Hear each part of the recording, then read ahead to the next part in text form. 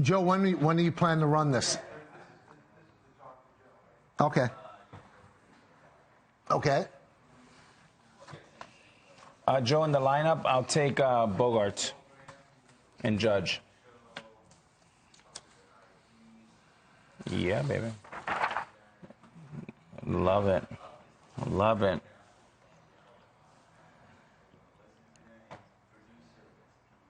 Nick.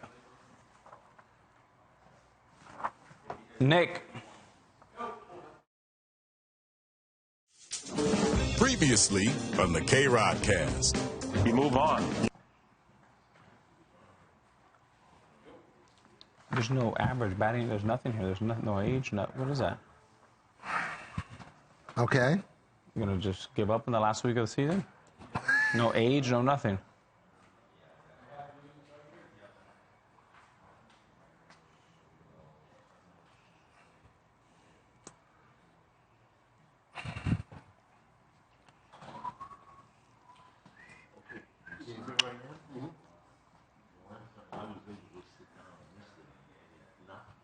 So, Joe,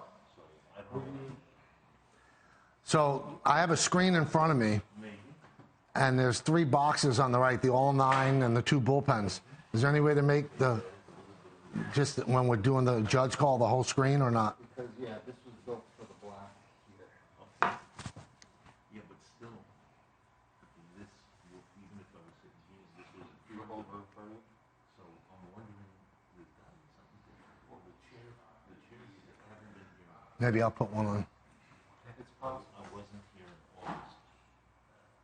So The chairs did move once.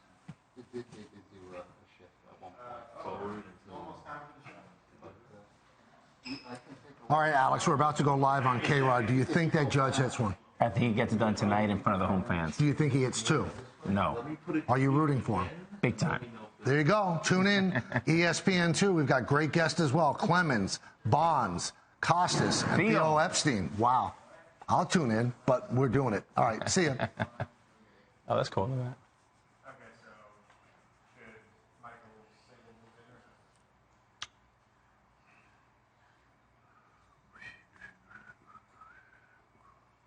Gotcha. 1 minute. Where I said, yeah, he can hear.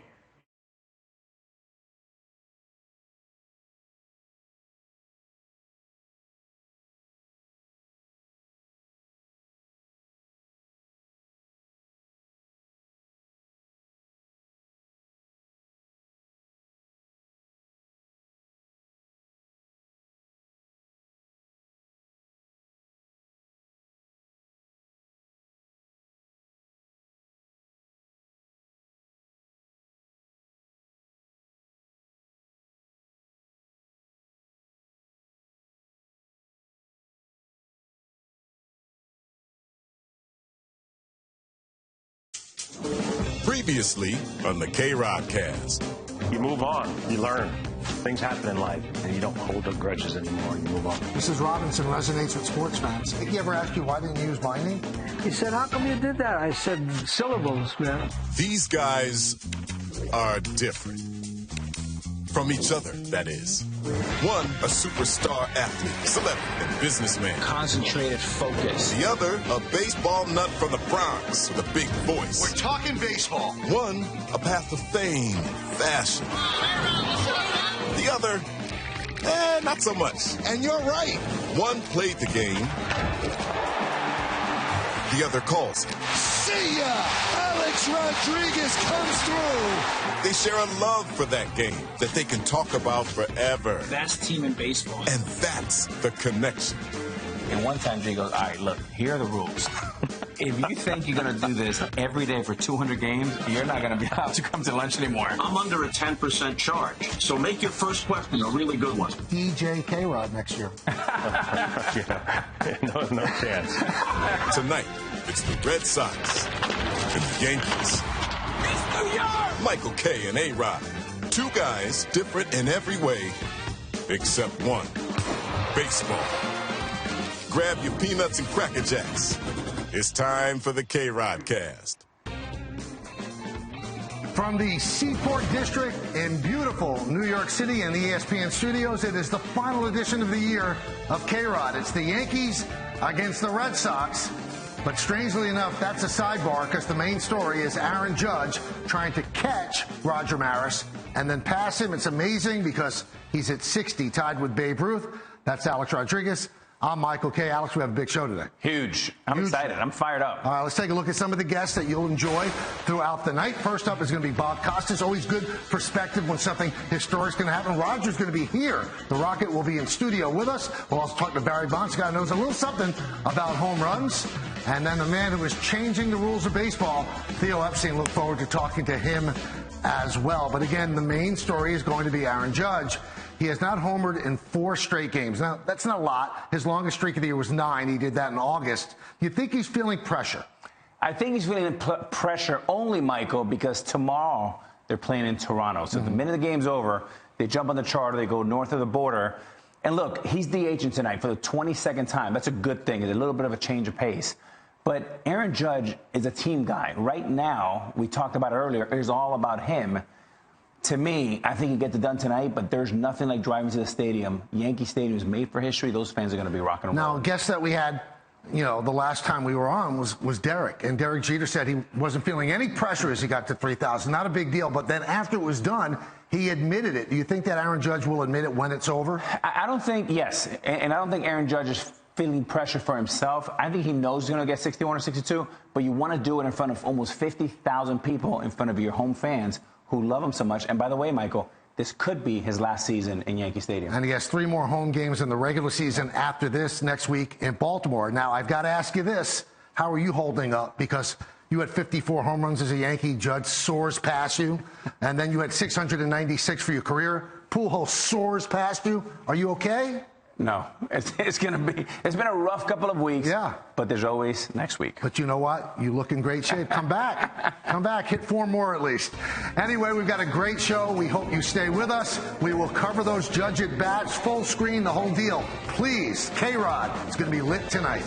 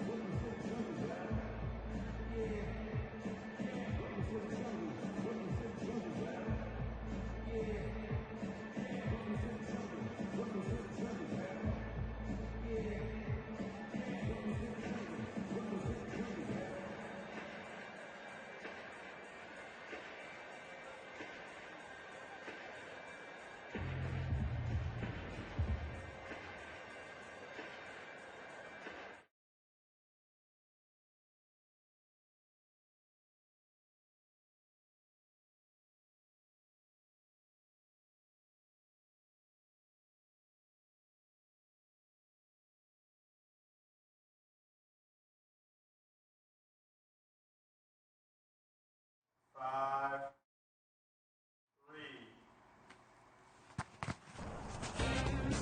3. 161st Street and River Avenue. Will history be made there tonight? KayRod Cast is where you're watching it on ESPN2.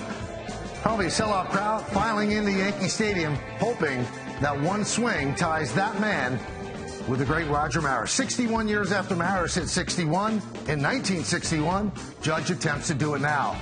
But there's another team, Alex, and they have a lineup, and you have it. Yeah, the Boston Red Sox. And tonight, I'm going to focus on the two-time world champion Bogaerts hitting third. He's also leading the league in hitting at .315, second to only Aaron Judge at .314. Bogaerts can be a free agent at the end of the year, and I got to tell you, if I'm Bogaerts and I'm playing defense at shortstop tonight, and Aaron Judge is hitting, if I make a great play, it could be a 3-point swing, and one defensive play can actually win the batting title going down the stretch for Bogaerts. Now, obviously, Aaron Judge has a big lead in home runs, a big lead in RBIs, and the batting title would give him the American League Triple Crown. You see Nestor Cortez getting ready to go up against that Red Sox lineup. You see his numbers. He's had an outstanding season, 10-4. Alex, you battled as a hitter. You threw together 696 home runs. How amazing is a Triple Crown? Well, it's something that's only been done maybe a handful of times. It's the hardest thing to do, I think, in all of sports, because you have to have power and grace, and Aaron Judge is the epitome of that this year. We'll keep a close eye on every single Aaron Judge at bat. The Yankees have gotten off on a little bit of a run. They have clinched the playoff spot. If they win one game in the 3 games in Toronto, they will clinch the American League East. Hernandez is ready. Cortez is ready. Let's do it in the Bronx. First pitch upstairs, and we are underway. Again, it's going to be a lot about Aaron Judge tonight, but Alex, you look at this guy. He doesn't light up the radar gun, but Cortez gets outs. He gets outs, and he's unique, right? He's unique in every way. He doesn't look like your, DeGrom or Garrett Cole. He's only 5'11", 210 pounds. But here's what's unique about him. He throws a fastball, cutter, curveball, and change. When he hit that pitch right there, the fastball and cutter, the league only hits 180 or below.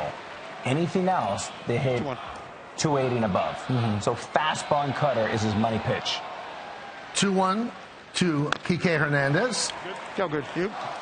And it's amazing because he does keep them off balance. He tops out maybe when he's feeling great at 94. Usually sits at about 92 with his fastball, but the cutting action really helps him against right-handed batters. And League was making a little bit of an adjustment with him, but he made an adjustment back.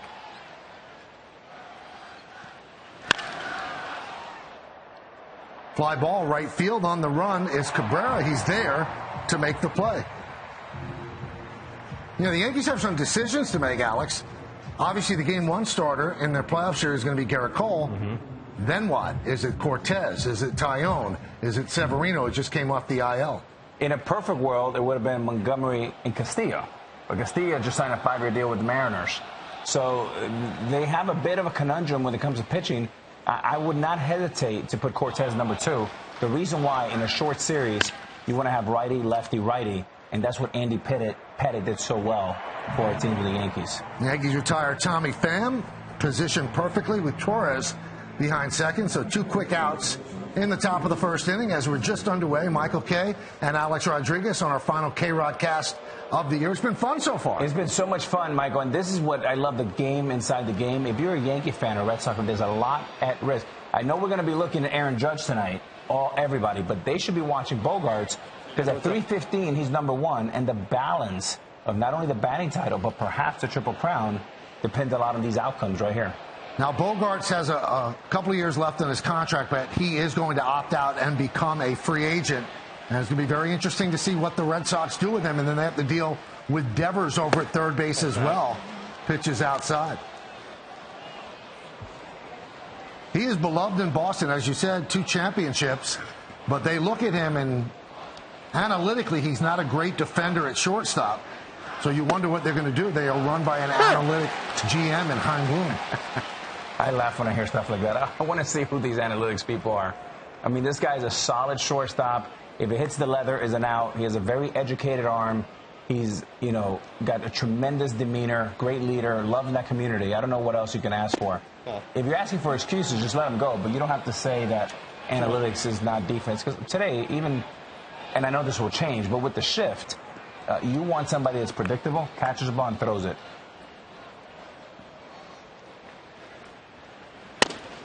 Now, they do have his replacement on the roster. They signed Trevor Story, a shortstop, to a big free agent contract. He's hurt now. He'd been playing second base, but it's an automatic switch over to shortstop if they let Bogaerts go. Time out.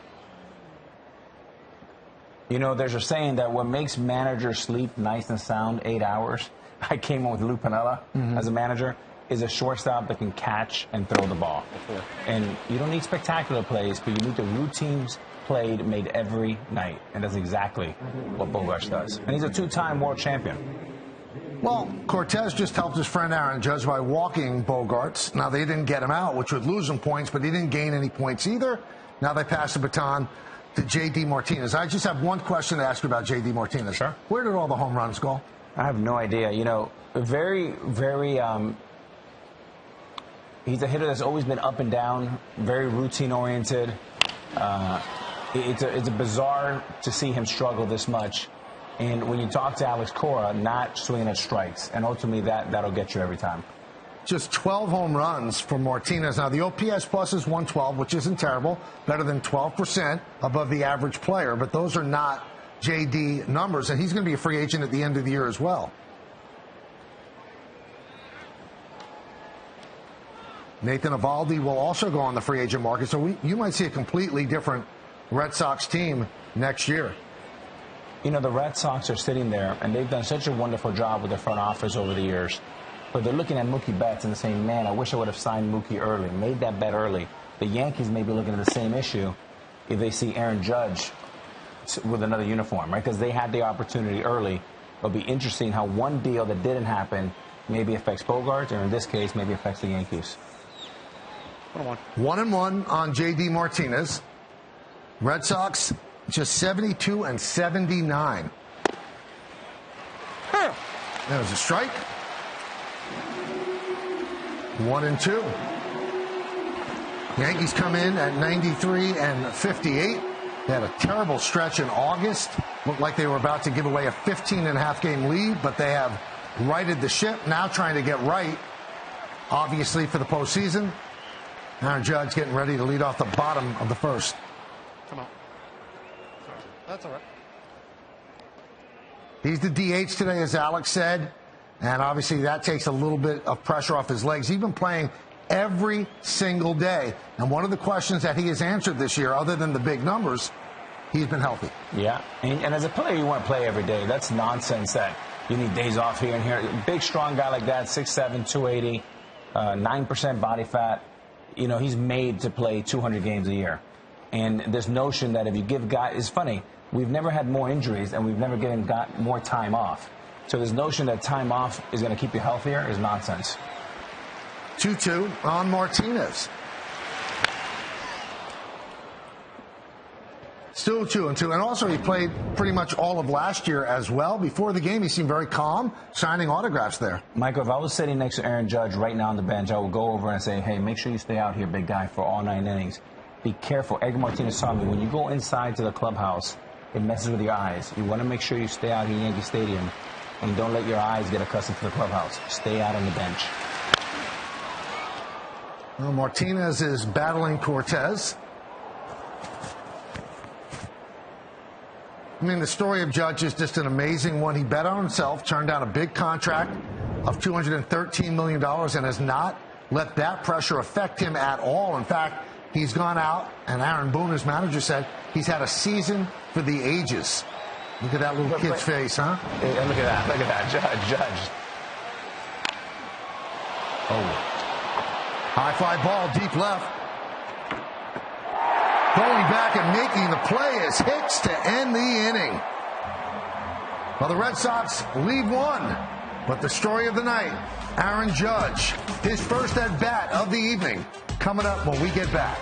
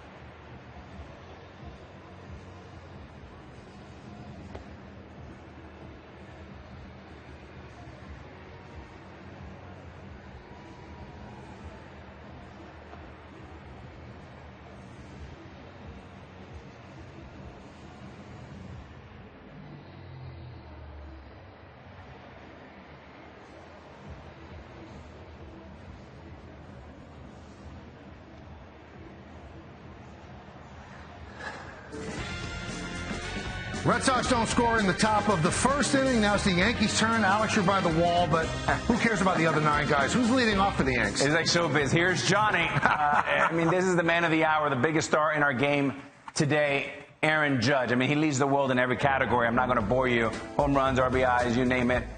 He's the best fastball hitter in the game by a long shot. He also hits sliders very, very well. 4 games without a home run. Michael, I think he's due tonight at home.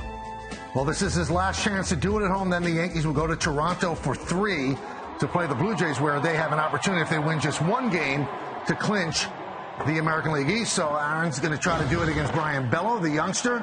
You see his numbers, 2-6 record, 4.75. He does not serve up many home runs. That's not his thing.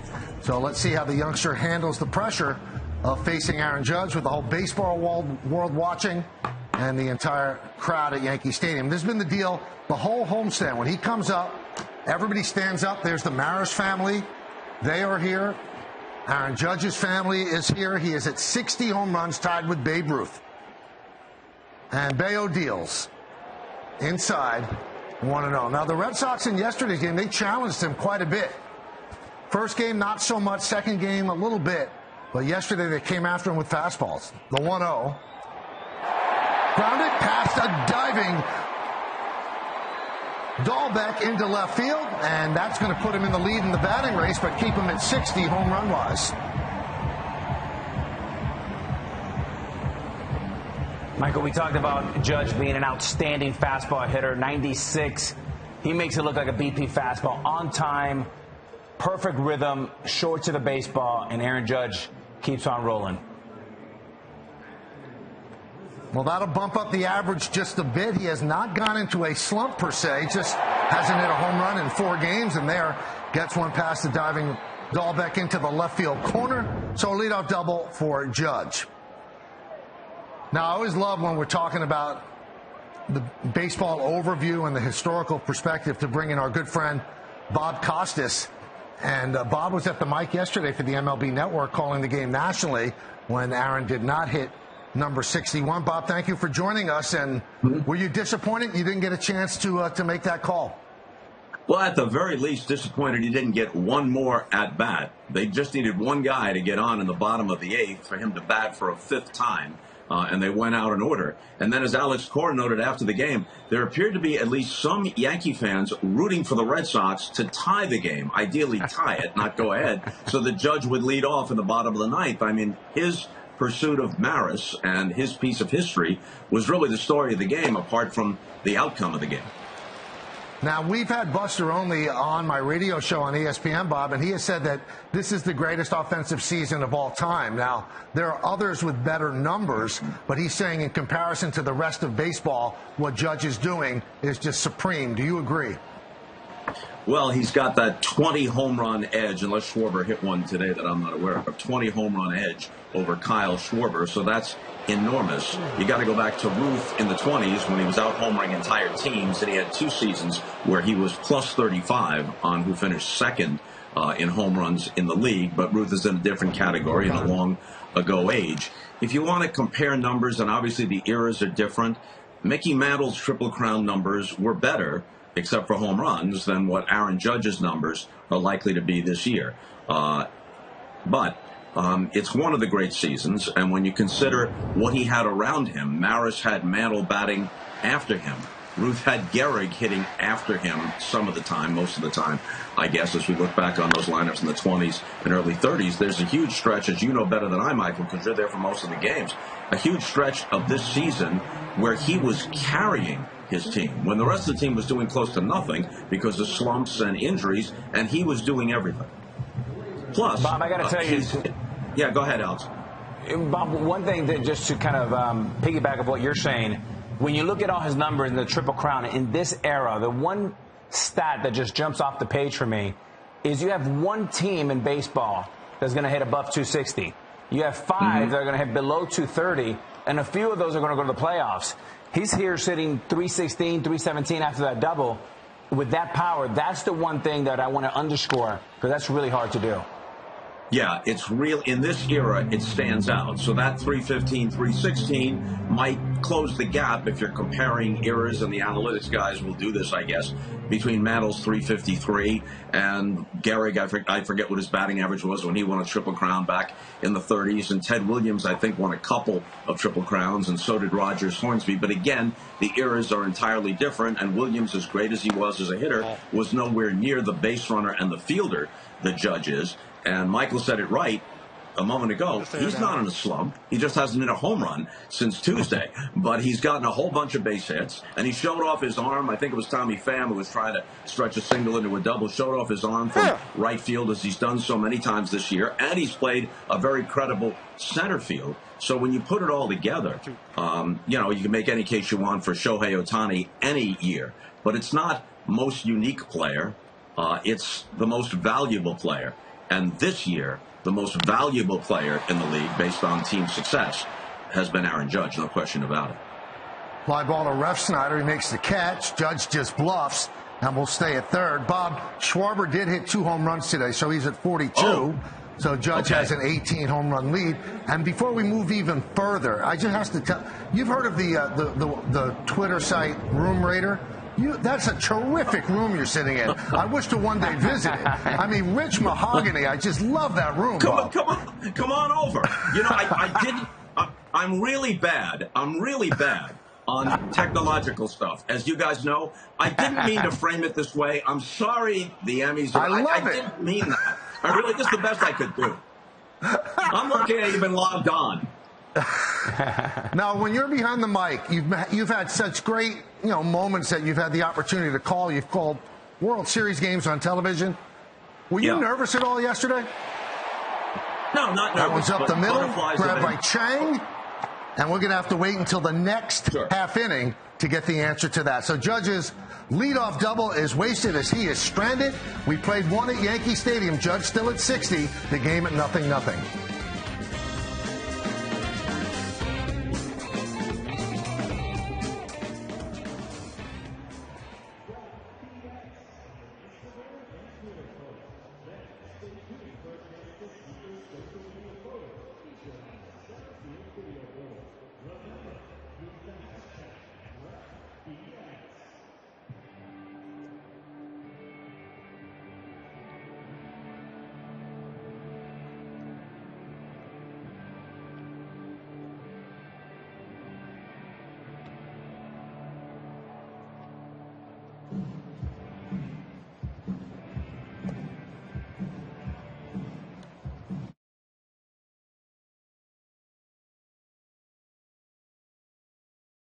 All right, I just...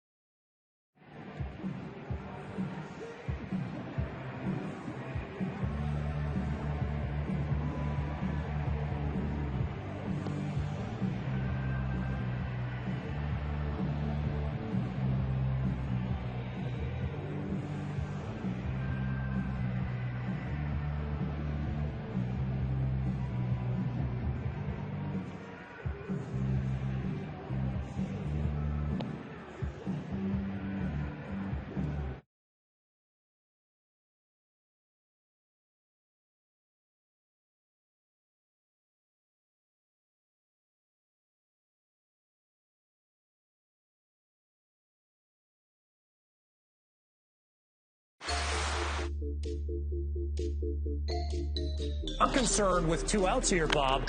How much life is left on the phone right now? I can't tell because, as I said, I'm a technophobe. It was down to 10 degrees of charge when we had to switch over to it. So if I drop out in mid-sentence, half the audience will be relieved by that anyway. So we'll just take our chances. My question to you, give me a moment in time or a player that you haven't done. It could be a Babe Ruth or Stan Musial, someone that you wish you would have had a chance to broadcast that you didn't. And I think Bob's iPhone is Out of battery. That'll do it. The last time I was supposed to be on, and KayRod was there, we had a little difficulty connecting, and I had to switch over to my iPhone, which is where I am now. But just like the last time, not anticipating I was going to use it, I'm under a 10% charge. I just want you to know, I volunteered to come down to the South Seaport to sit next to you guys and to sit next to my friend Paul Simon. But now here I am, and it may turn out that any minute in mid-sentence, I'll be gone. So make your first question a really good one. Wow. Bob, it's just hard to believe that you're not great at everything. I don't think you have a good relationship with technology. Well, Bob, I do not. March 22nd, I know is your birthday, and I have this. I'm sending this to you, a little charger. Thank you. Well, you'll be relieved to know that just this past week, I upgraded both my iPhone. Someone had to do it for me. I had no idea what to ask for, how to do it. My iPhone and my iPad, and the iPad on which I am speaking to you now is fully charged. So ask away. And by the way, the answer to the question from a month or so ago. The one person, it's so hard to narrow it down, but if there was one, as much as you'd like to talk to Babe Ruth or Ty Cobb or whomever, if there was one, Jackie Robinson. Jackie Robinson died at 52 in 1972. So certainly he would have been still a relatively young man when I broke into the business in a visible way, and I could have interviewed Jackie Robinson, and I would have cherished that experience. Ralph Schneider with a fly ball to Cabrera and right, one away. So the question that we ended the last inning on, you've done so much in this business in all sports, Olympics, I don't have to go through everything. Were you nervous at the mic to make that call yesterday? You know, butterflies of anticipation. But some guys, I guess, have scripted calls, almost down to the comma, and sometimes it works very well. I've never done that. I believe you should say whatever occurs to you, but what occurs to you should be influenced by your preparation and your understanding of what the dynamics are of the situation. So it isn't like you haven't thought about it and thought about potential ways to describe it or points you want to make. But the actual call, I think, should be whatever pops into your head in that moment, bringing to bear all those elements. It is amazing how many people think, Bob, that you script your call. Not you, but broadcasters script their calls. I believe that some of them do. It's on an index card. Yes. But I also think that that's really a recipe for disaster, because what if it doesn't, what if the moment doesn't fit what you wrote? Exactly. Exactly. You know, I think of a call that is only appreciated by other broadcasters. When Mark McGwire hit his 62nd, and of course it's viewed differently through the rearview mirror now, but that night in St. Louis was magical for the people there, and the Maris family was there. Well, Mark McGwire was hitting 500-foot home runs all season long, and he hit a line drive down the left field line that barely made it over the fence, might have skimmed the top of the fence. So here's Joe Buck, still a very young broadcaster at that point, in 1998 on a national broadcast on Fox. Of course, he'd been associated with the Cardinals because his dad was legendary and he'd done Cardinal games, so he was more than prepared. But here's this thing that barely ducks over the wall. And while it's not as famous a call, anyone who understands the craft, Michael, you and I understand how really good that call was in the moment. Something like down the line, is it enough? That moment of anticipation, and then gone. That was a call you could easily screw up, and he nailed it. The degree of difficulty of that was much higher than the degree of fame that's attached to that call. Hey, Bob, just talking about great calls, I mean, you think about the Gibson, Buckner. What are some of maybe one or two of your favorite calls of all time in baseball? Well, you know, you always go to Vin Scully. You can't go wrong. And I've always said about Scully, the thing that separated him from other genuinely great announcers, other announcers have nailed the calls of big moments. The home run, the last out of the World Series, the perfect game. And they've done it extremely well. But what he did better than anybody was the framing. So to appreciate Vin, you have to listen to the whole radio call, the ninth inning, the whole ninth inning of Koufax's perfect game in 65. You have to think of Kirk Gibson's entire at-bat, not just high fly ball, deep right field, she is gone, but the whole long at-bat and all the anticipation and all the graceness. And you have to think of what he said after Hank Aaron touched home plate after 7:15. The call of the homer itself is, of course, exciting and precise, but the aftermath that he delivered was a first draft of history. So you can't go wrong going with Vin when you talk about baseball. Nothing. We are in the top of the second inning. Yankees and the Red Sox on the KayRod cast. Our special guest is Bob Costas. Bob, where does this home run, when he hits it, where does it rank? You know, he has said that in his mind, the record holder is Barry Bonds. We're going to have Barry on a little bit later on at 73. Do you think the rest of the baseball world feels that way? Well, first of all, the record holder is Barry Bonds. It is what it is. He holds the record. The record is 73 for a season and 762 for a career. That is a statistical fact. And Judge grew up in Fresno. That's Giant territory. As a kid, he's watching Barry Bonds do wondrous things. So I think what he has said is entirely appropriate. But the very fact that the baseball world, not just New York, but the baseball world is focused on this, indicates that people have a different understanding. They don't have to be haters toward Bonds or McGuire or Sosa. They have a different understanding of this. If it was just a Yankee record or an American League record, the focus wouldn't be the same. All right, we'll come back as the Red Sox go down in order against Nestor Cortez. Bottom of the second coming on, and Bob Costas will return.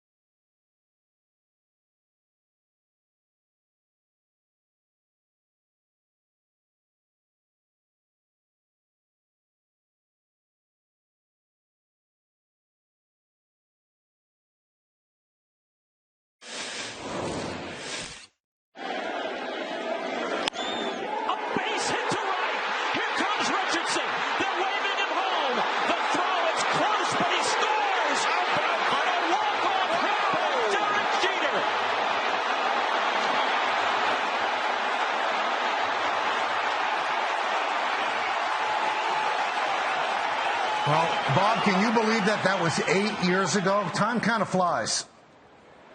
Yeah, it does. And maybe you had the same thought yesterday afternoon. Come on, Tom. But when the Red Sox came up and put the first two guys on the top of the ninth, I immediately flashed back, and so did Tom Verducci, and we mentioned it on the air, to David Robertson being unable to hold a lead in the top of the ninth that night 8 years ago.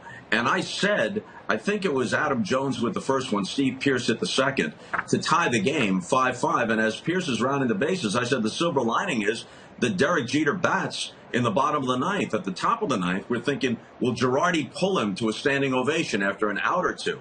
But instead, the Orioles get three. It sets the stage. And then a great bring the curtain down moment happens for Derek Jeter.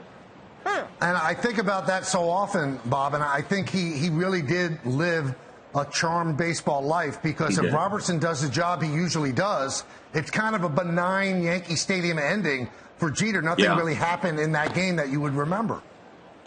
Yeah, he had a double early in the game. He also made an error at one point in the game, but all that is forgotten. The last moment is the lasting moment, and he had so many of them throughout his career. And wasn't there a question whether Buck Showalter would walk him? Right. What was his famous line, Michael? I don't think I get out of here alive. Yeah. I really believe that if that wasn't the moment, I think that the manager will move to walk him. Yes, no doubt about it. Yes. He acknowledged that to me a year later. We did a long piece with him on the Major League Baseball Network, and he kind of gave this cryptic answer, but it was meant to convey, well, what do you think? Any other circumstance but that, I'd walk him. And the irony, right, that Derek feels very fondly of Buck Showalter, and Buck Showalter, who played a very pivotal role in Derek Jeter's documentary, his first manager in 1995. I remember playing against those two. Absolutely. It all came full circle on that night. Again, a charmed baseball life. Bob, we're going to have Theo Epstein on a little later on in the show, and there have been 3 major rule changes for next year. Do you like them? Yeah, I like the pitch clock. It's necessary. I never thought I would say that, but in recent years I've come around on that, especially with no one on base. I think there may be some glitches with a man on base, although they say it hasn't gone badly in that respect in the minor leagues. I like the idea of outlawing the shift. It isn't just the base hit to right field by the slow-footed left-handed hitter, which is what we associate the shifts with. Think of all the base hits, potential base hits up the middle, which for 100 years was a base hit. And now you've got a guy positioned right there. The reason why teams use the shift is because it works. So not only does it take hits away, but it takes away athletic plays. Alex knows this. He played shortstop much of his career. Shifts actually diminish the number of great Omar Vizquel or Ozzie Smith plays that you used to see. We want more of those kind of plays, and the level of athleticism in baseball is higher than it's ever been. So let these great athletes do their thing. I'm not sure I'm thrilled about the bigger bases because it cuts down the distance to 4.5 inches. And, Bob, people wear those highlight cestas on their hand. I mean, you're about a foot closer than Lou Brock was. Well, I mean, I think that's the idea, because analytics breaks everything down in such minute detail, increase the probability of a steal being successful, and therefore increase the likelihood that there will be attempts, and the stolen base is an exciting kind of play. Speaking of which, if I can make a left turn here, you know, it's kind of lost in the shuffle this week with all that's going on in baseball and Pujols getting to 700 and Judge on the verge of passing Maris, is the passing of Maury Wills, who's kind of been lost to history. A year after Maris passed Ruth, the other guy who's the most legendary major league figure of the first 25, 30 years of the 20th century is, of course, Ty Cobb. And the next year, Maury Wills stole 104 bases to eclipse Cobb's long-standing single-season record of 96. And you want to talk about a gap? First of all, he's only thrown out 13 times and stole 104. So that's a great percentage. But the next highest in the National League was his teammate Tommy Davis with 32, and Luis Aparicio led the American League with 31. So he was really a revolutionary player. He changed the game to a large extent in the 1960s. Lou Brock followed him, and then others after that. Well, Bob, we thank you so much for coming on with us. We always love when you've been so kind to us the entire run of KayRod. So hopefully next year we'll see you. Maybe I'll see you in October. Seems likely. Thanks, Bob. Thanks, everyone. Thanks, Michael.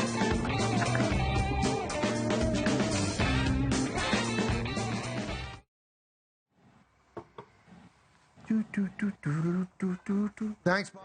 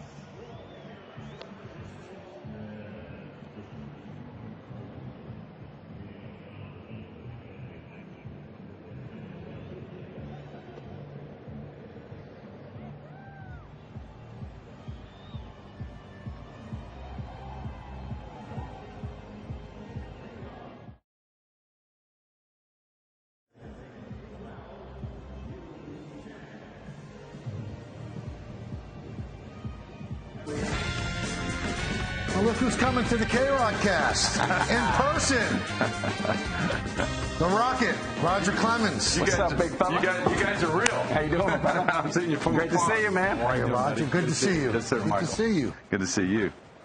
All right, so Roger has been part of the family on the KayRod cast, and now we get to see him in person. I want to start off with this. So, Judge is on the precipice of history. If you were pitching, would you be worried about being on the wrong side of history, or would you come right at him? I would go right at him. I mean, I'm going to give, somebody like him or Alex, any of these guys, they're going to get one good pitch to hit probably each at bat. Mm-hmm. And, but yeah, I don't, again, here at the stadium, and pitching him away for the most part, he's going to be able to shoot one out the right field pretty easy. I mean, it's amazing how they let the ball get so deep and just flip it out of there. So, Rocket, if it's 5 p.m. and I'm your catcher, remember our buddy, God bless him, John Marzano? Yeah, Margie. He loved you. Margie passed. He's a dear friend of ours. But if your guy with a Margie or Charlie, one of your guys, 5 o'clock, let's go over the Aaron Judge scouting report. First up, walk me through it. What do you want to do, big guy? We got Aaron Judge. Well, he's leading off. Yeah, I'm going to get strike. Oh, yeah, no, he's in the leadoff spot tonight. I'm going to get strike one for sure. And even though I know he's aggressive, I know the situation right now. I mean, I think about it when you ask the question. I think about it then when I know a guy that's on 99 RBIs, mm-hmm. and it's getting you down to the last 3 games or whatever. He's going to get himself out. Mm-hmm. But I'm going to try and get strike one and then expand from there. I think you'll see a little different the way guys will pitch him in the playoffs. I think it'll be a little different when you see Albert Pujols pitched right now, mm-hmm. if the St. Louis gets in the playoffs. Mm-hmm. I think when the finality of trying to win, maybe 11 games at the end of the season, you're going to pitch guys a little bit different. And add on to it, it's no different than when Cal Ripken, pitched against Cal Ripken, when he's going for the streak. I think I hit Cal on the wrist. And I was hoping nothing happened, and I was going to be a wanted man in Baltimore, And But I would have to, these big guys, you try and crowd them. Their arms are so long and strong, and so you try and crowd them and then go away and then bounce a split. And you're asking me the question now, also as a longer answer. I love the zone now because I like to pitch up in the zone, and then I would throw in that split down. Mm-hmm. And you're seeing these guys that are hitting the top part of this square that you can see on your TV. It's, again, whether you're lefty or righty, or if you throw 90 or you throw 100, guys are exploiting that top part of that strike zone. It's hard to get there. That's unhittable up there, Michael. Can you believe the year he's having? I mean, you've seen it, and you 7-time Cy Young winner. You've done great things. Does this stand up like with one of the best you've seen? It is, and it's amazing when you bet on yourself and you stay healthy, and that's all you can wish for with a caliber player like that. And it's just fun to watch. But again, you can make a really good pitch, a beautiful pitch, and he can still punch you out the right field easily. Right. So. I think the one thing, Rocket, and we'll keep going because there's 2 outs here, that I don't think the fans at home give enough credit of how competitive we are as athletes. And if you're in a negotiation, there's no divide between the human and the pinstripes. And when somebody doesn't give you your contract and you bet on yourself, there's some anger that comes with that. And I remember when you walked off the mound and you looked at the press box. It worked for me in 07 when I opted out because I was like, okay, you don't believe me, I'm going to prove this. Did you ever play with a chip on your shoulder? Well, I was just lucky I had a long twilight. I was wished good luck in the twilight of your career, and I had a long one. But I had every intention of shutting it down in 2000, and obviously I'm super thankful that didn't happen because I got to experience some wonderful baseball, some wonderful teammates, and great playoff situations, and I was lucky my body held up so I could go out there and perform. But I mean, you kind of, you always want to finish with the team that drafted you, mm-hmm. but I would have never got to experience the rest of it. Mm-hmm. Why did the Red Sox not sign you after that when you went to Toronto? I think the GM wanted his own team. I think there was like 5 of us that he sent packing down the road. I mean, I was on vacation, and the Hendricks brothers called me back early. And, I couldn't get a guaranteed contract from a team that I, blood, sweat, and tears for 13 years. And you come back from vacation, and there's 4 teams there bidding on you to lock you in for 4 years. I kind of laughed, and the Hendricks brothers were like, what's funny about this? And I said, 2 weeks ago, I couldn't get, $1 million guaranteed out of a team. that I was out there working my tail off for, and now you're telling me these 4 teams are coming after you. So it was a big deal, and I think Charlie O'Brien, the game that KayRod was alluded to when I went back to Fenway as a Blue Jay, Charlie O'Brien said it was one of the most electric games. When we walked out of the dugout to walk to the bullpen, it was the first time he's walked like 20 feet from me. I go, what are you doing over there? Because I'm not walking close to you. All right, Judge is coming up in the bottom of the inning. He's coming up third as he tries for 61. He's at 60, tied with Babe, and he's trying to tie Roger Maris.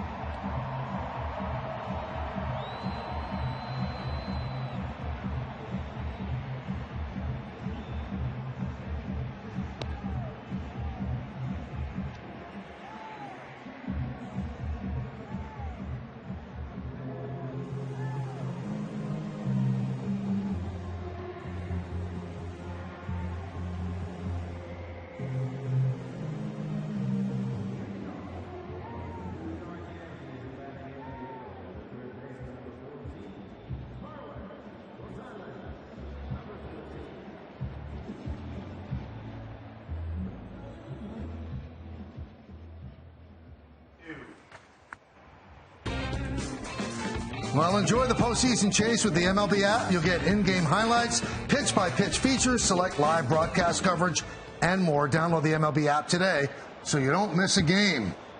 Judge is in session, but still without a home run. He did double in the first inning. He has not had a home run in 4 games, and a couple of innings. He'll be third up in this inning. Michael, something to watch here, and Rocket, I don't know if you've noticed this, but when I was up there and you were up there for big moments, it was a bunch of flashes everywhere. Mm-hmm. Now you notice when Judge comes up third, there's no flashes because everyone's on camera, and how quiet the stadium gets. It's really a weird vibe because they stand up, they get loud, and then when the pitch is about to be delivered, it gets deathly silent. Yeah. Now, he's got to hear that, right? Of course. One thing that you know about Judge is, if you've been around him, he does not like the spotlight on himself. Always a team-first guy. When he hit a 60th home run and then Stan hit the grand slam to win the game, he would not come out for an interview. He said the star of the game was Giancarlo Stanton. Now, he hit a 60th home run, but these last couple of games, guys, it's all about him, and I think it's making him a little uncomfortable. Well, and he's showing the entire arsenal, right? He's throwing people out.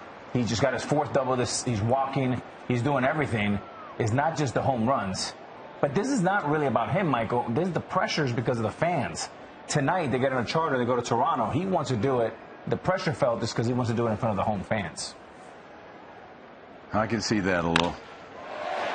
4 bats. Bogarts makes the catch. Little background on Roger Maris. He hit his 61st on October 1st, 1961. It was against the Red Sox, and it was against a pitcher named Tracy Stallard. It was the only run of the game as the Yankees won 1-0. The ball was caught by Sal Durante, a 19-year-old Brooklyn truck driver who caught the ball, obviously, in right field. After the game, came back and asked, went to Roger, said, I want to give this to you. And Roger Maris said, no, you keep it and sell it, that money will mean a lot more to you than that ball will to me. And Durante ended up selling it for $5,000 and got married with the money and bought a house where he raised his money. And here's the call of that home run. Here's the windup. Fastball hit deep to right. Way back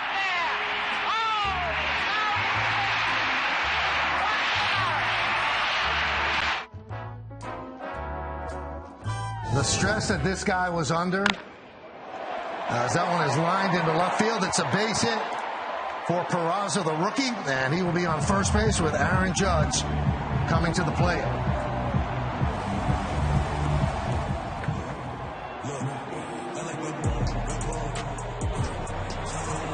Back to the top of the Yankees batting order. And the designated hitter, number 99, Aaron Judge. Number 99. Well, 61 years ago, in 1961, Roger Maris hit 61 home runs. It's the American League home run record. It has stood all this time. And now another Yankee right fielder who's the DH tonight has a chance to tie Roger Maris. And Bayo deals. There's a strike. 97 on the bottom part of the zone. The entire crowd on their feet, recording history for themselves.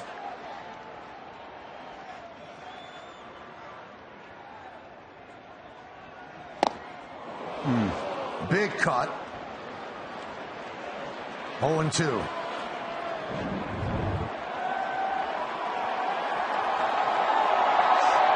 And now you hear the noise again rise. And as the pitch going to be delivered, they will quiet down. Those are his parents, his whole family. And the 0-2. 1-2 on Judge.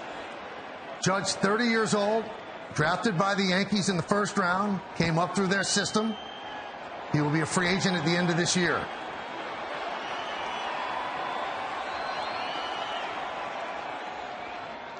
And the 1-2.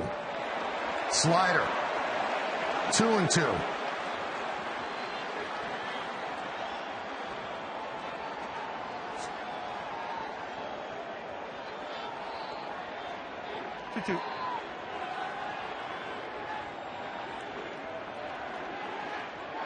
An entire city waiting for one swing.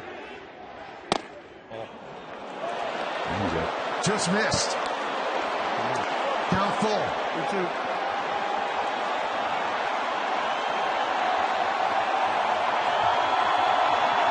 There's a rookie on the mound dealing with this as well.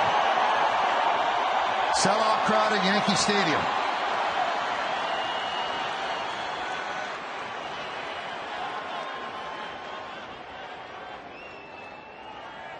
And the payoff. They walked him. You knew that. Now, Alex, I want to start with you. I'm amazed that he has the patience and the discipline to not expand his zone to hit this home run. He's been taking walks throughout these 5 games. It's like he will not change what got him here. I mean, Roger will tell you that he threw the last 3 pitches. That changeup is as good as changeup as he can throw. Great arm angle, great positioning. And Roger and I were looking at each other on the 1-2 curveball. He took it. It was a great pitch. But it's almost more impressive than hitting the home run because you're so anxious. Roger said hitters have a tendency to get themselves out in big moments. Judge is doing the exact opposite. Roger, you have to give credit to the kid. He was going after him. He wasn't pitching around. He is. I think the catcher's dictating everything. He's calling the entire game for him, and you could see the setup pitch on the changeup where he's going to go with that. Just like Alex said, he was going to have to swing to get himself out. Here's Rizzo. And there's a strike. So first and second, still no score. And it's almost over this whole homestand. And it's hard to believe this with Yankee fans because how they're engaged with their team. The game is totally the sidebar. It's all about Aaron Judge. They are there to see Aaron Judge hit a home run. You know, Buck Showalter, when he was managed the Yankees, said, Yankee fans don't come to Yankee Stadium to see the Yankees play. They see they come there to see the Yankees win. Well, now they don't even come to see the Yankees win. They just want to see Aaron Judge hit a home run. So it's a very weird vibe in the Bronx this past week. You want to see him. You want to see him get it at Yankee Stadium. Yes. I mean, that's the same thing with my 300 win. I mean, I didn't know it was going to work out that way, but what a special place to get it.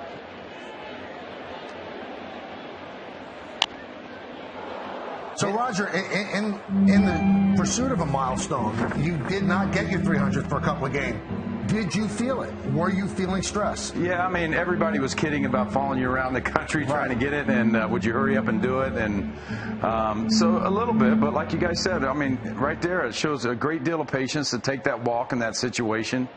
And, you know, too, what I was thinking, Michael, what you said, am I wrong? But I think he's got the same personality as a Maris, with the way, you know, how he's, you know, really doesn't want the attention on him while all this is going on. So,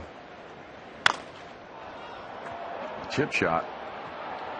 You know, fellas, this is so good for the game of baseball. We haven't had a story like this, a national story, a global story, probably since the Cubs won in 16. And I'm talking to my football buddies, my basketball buddies. I'm talking to people in country music. Everybody's asking about Aaron Judge. That's great for the game of baseball because at the end of the day, sports is about superstars and none bigger right now than Aaron Judge, not only in baseball, but maybe in sports.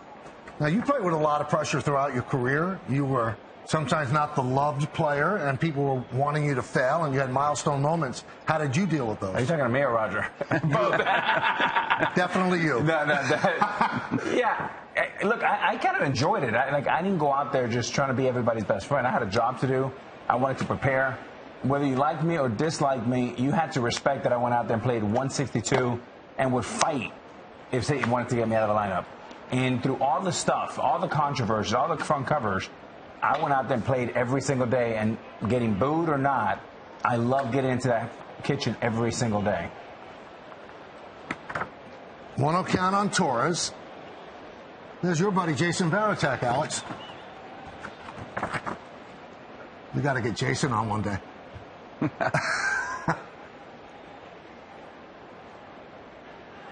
1-0. Yeah, see, that's that changeup right there. I'll be surprised his next at bat that if you could hunt something soft. Right. I'll be real surprised if they're same pitcher still out there when it comes around. Now, Alex, I've talked to Paul O'Neill a lot about a guy who has a good changeup, and I said, why don't you just sit change? He said, because you don't want to be embarrassed by the fastball. Would you ever sit change? Well, I would if a young kid like this, because now he's giving me enough pattern recognition, and he's being pretty predictable with that changeup. And when rocket means, you know, go hunting for something soft, his fastball's 97, his changeup's 88. So you basically want to look at almost like a BP fastball up at the belt. Now, that's a great answer for the viewers. But I can't tell you how many 3-2 pitches that I saw. Somebody throw a fastball right down the middle. When they let it go, I heard this man go, oh!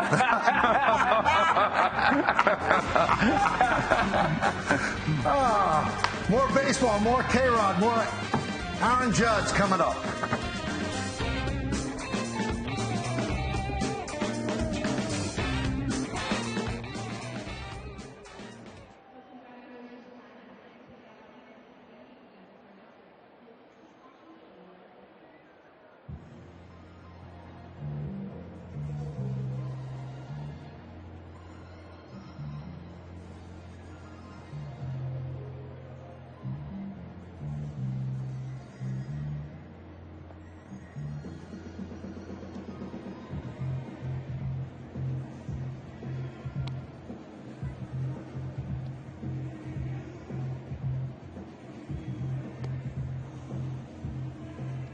When we did it, the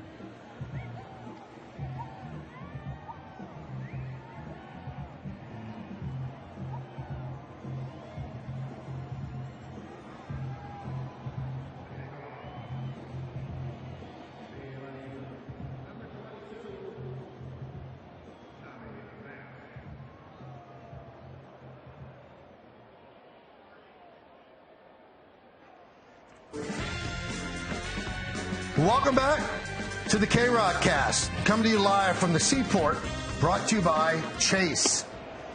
All right, we go to the fourth inning. Nestor Cortez deals a strike. No home run yet for Aaron Judge. Tommy Pham leads off.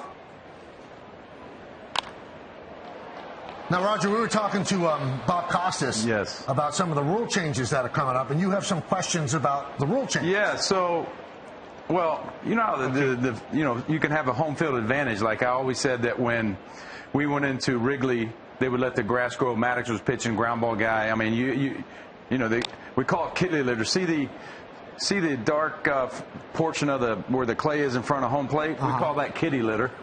And you would see him hit it in the kitty litter, and then the ball goes through the high grass. You couldn't get a ball through there. My questions are why they were talking about the bases being 3 inches bigger. Yeah. Does that include second and third? Yeah. Right. So now you got a little shorter distance, right? And conversely, like, we would have our bullpen catcher go out and measure the cutout on the grass for our base stealer. It's supposed to be 15 feet. Someone will cut it 13 feet. And you have to put that on the eraser board before the big playoff game or whenever it was. I may be wrong, but I thought the mounds are all supposed to be about 11 inches. They dropped the mound down a few years back.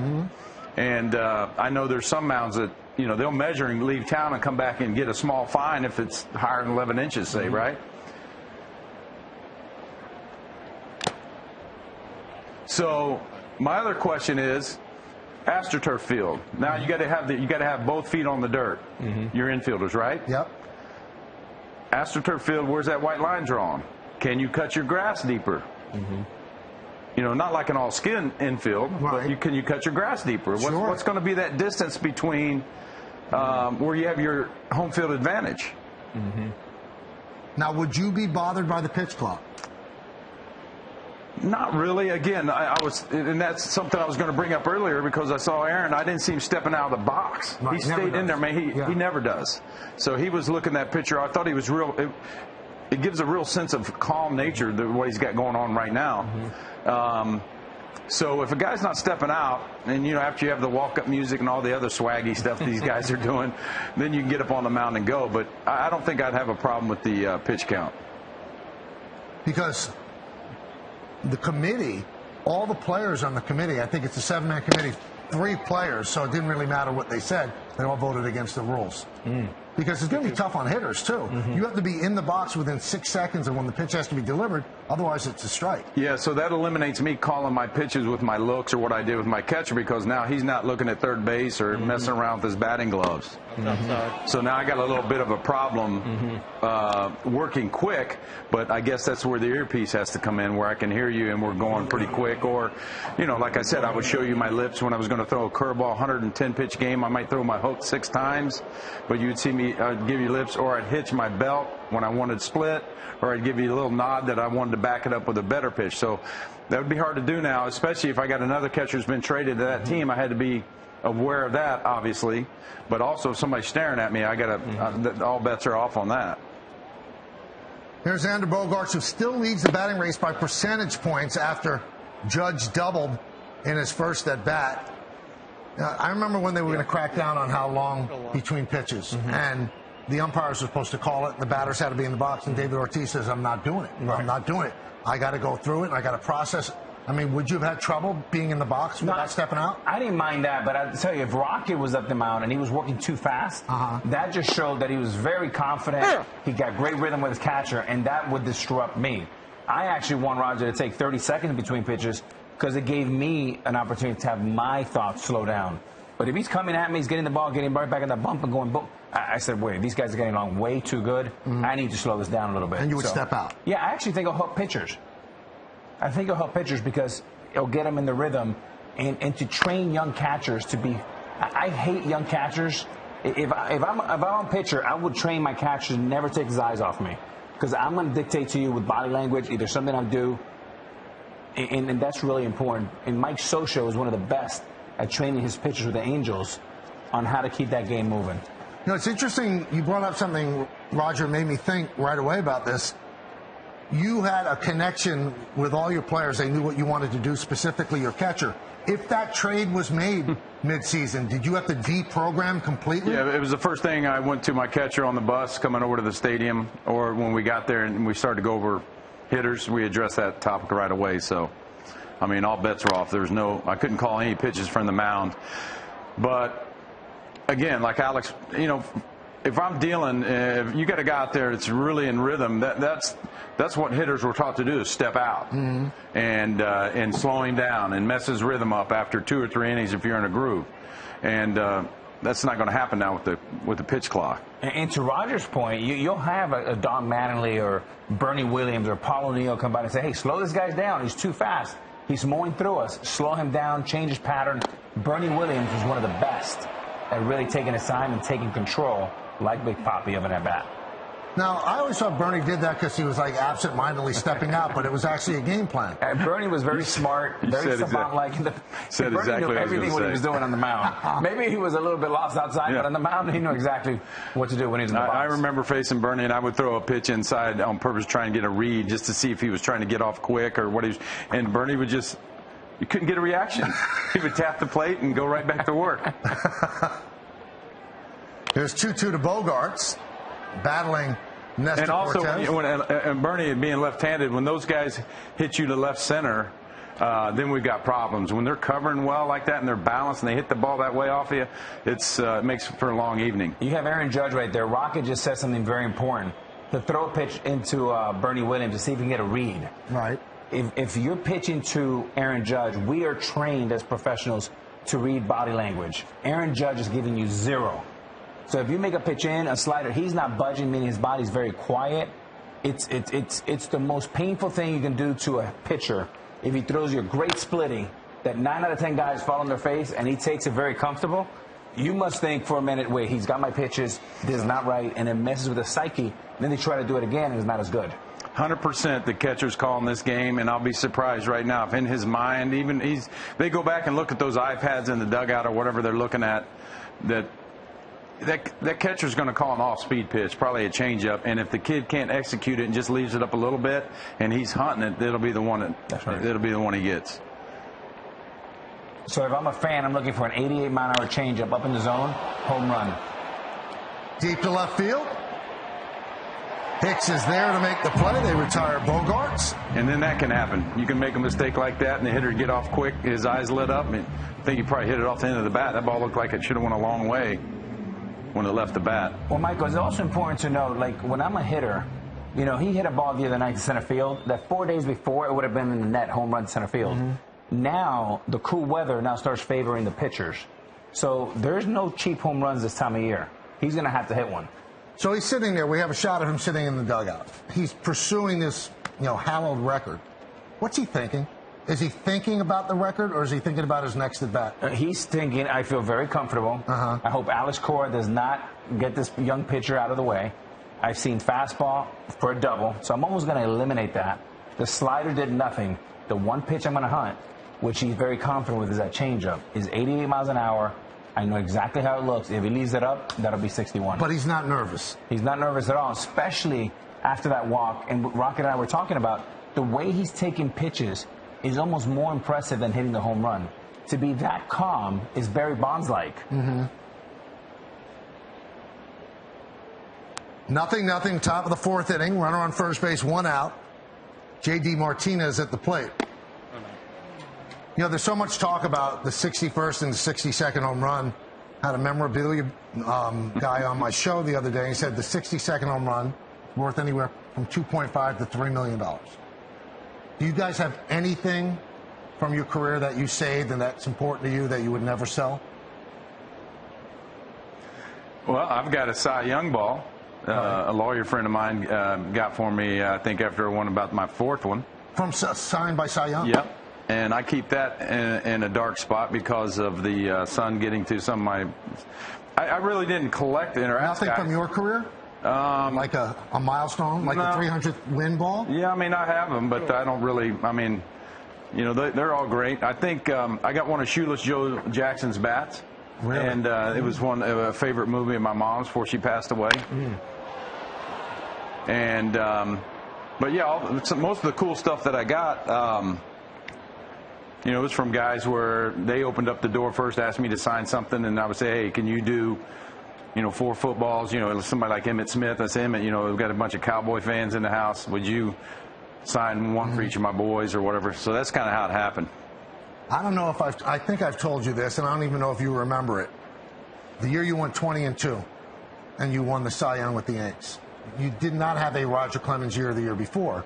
And in spring training, I just walked up to you and I said, you're going to win the Cy Young Award this year. I remember this. And you said, really? Where's that? I said, it's just a feeling. He wins the Cy Young Award. Next, I didn't even know he had my address. 2 days later, after it's announced, there's a FedEx package, a Yankee uniform. I think it was the 6th Cy then. Size 6. You called it, Mike. Wow, that's very cool. Yankee uniform. I don't collect memorabilia, but that's a really important piece for me. I thought you were he would remember that. That's that was good. I remember. Yeah. I remember you telling that story. It's awesome. Michael, I thought you were going to ask him for a fee, because if he wants it back. With some interest, inflation's been tough right now.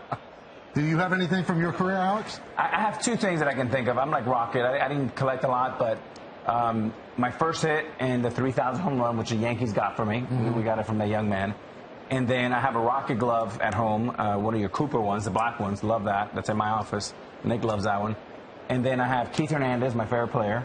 And I have a glove also from Cal Ripken, my other favorite player. So the only thing from your career is that 3,000th hit? 3,000 and my first hit. In Boston against Valdez. I was 18. And where is that? In your house? It's my mom's house. Okay. Well, the guy who caught, the young man who caught his 60th, just brought it back and said, I want you to have it, what you've done for the Yankees and for the city. All I'm asking you is to re-sign with the Yankees. Well, now, let me ask you a question. You're a Bronx kid. Right. If you caught that ball, would you have given it back? There would have been a little negotiation. Here's the 3,000th hit. Now, what do you say, Roger? A ball to right field? Tilly can hit it there? Is that what you said? Well, my good buddy Verlander, he's laughing at me. It was literally a 5 ball to center field. He's going, are you kidding me? Are you kidding me? That's what you do. Let it get deep, man. You guys are so strong. You backspin that thing right out of there. It's also good this game's 0-0. Yeah. So the kid maybe that's right. He'll see him one more time before they go to the bullpen. It'll be interesting if you get a man on second with Judge, what Alex does. I mean, the right thing to do is you have to walk him. Right. It'll be interesting to see what he does.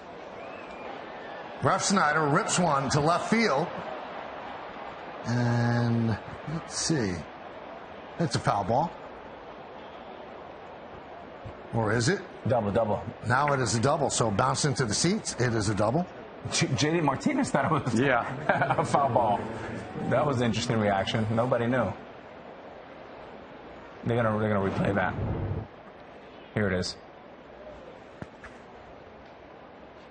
Yeah, that's fair. Fair ball. Clearly fair. Now your son, Roger, seen a lot of the pitching mound this year. Yeah, that's not good. That's not good. When he's pitching, it's not good.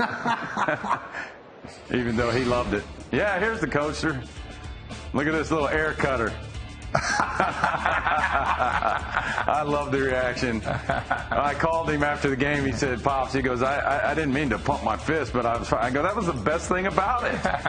And then to have the mindset to throw the ball out and then Ohtani sign it for him, that was pretty special. Outstanding. He's going to let me know about that one. I don't have that type of strikeout. He actually throws pretty hard, but they don't want him to throw hard, so he's got this pitch where we were playing catch in the gym a couple years ago, and he would throw it without touching the laces, and at the right speed, at about 60, it comes in and it cuts. Wow. Really? And that's how he named it the air cutter. So we got Mr. Splitty now and the air cutter. Here's Casas, the rookie. Roger, I used to watch you, and when you were pitching, you were working. It was a work day. And then you look at Nestor Cortez. I'm not saying he's not working, but it doesn't seem like he was exerting as much as you. Are you amazed that he could get people out? Yeah, I mean, I've had a few games where I didn't feel great in my fastball, my arm. I felt like it was underwater, if you will. And I went out there and threw a 3-hit shutout and 101 pitches. And I'm like, man, I've been working too damn hard at this, you know? And so, you know, you have games like that, but when you're playing pitch and catch like they're doing, he can give you that little where you get on the bus and you 0 for 4 and you wonder what happened. You know, when Rocket pitched, it was the greatest show on earth. Players would say, I can't wait, because it felt like a football game. Once a week, Roger would pitch.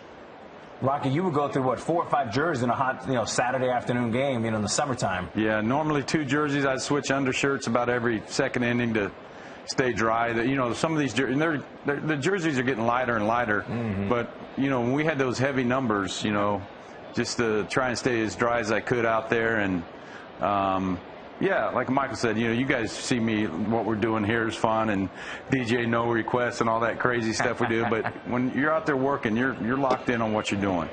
So I got teammates counting on you, and you see that stare behind the glove, and, you know, I loved it. It was something that I was passionate about, and I put a lot of hard work in it. But like I told you guys before, you've heard it started with my grandmother and my mother, how hard they had to work, and so it made a difference in our lives. Got the call on that low and inside pitch. Red Sox threatening. All right, there you go. And Casas strikes out, dials it up to 94. So for the Red Sox, no runs a hit, no errors, and 2 men left on base. We go to the bottom of the 4th inning. Nothing at the stadium.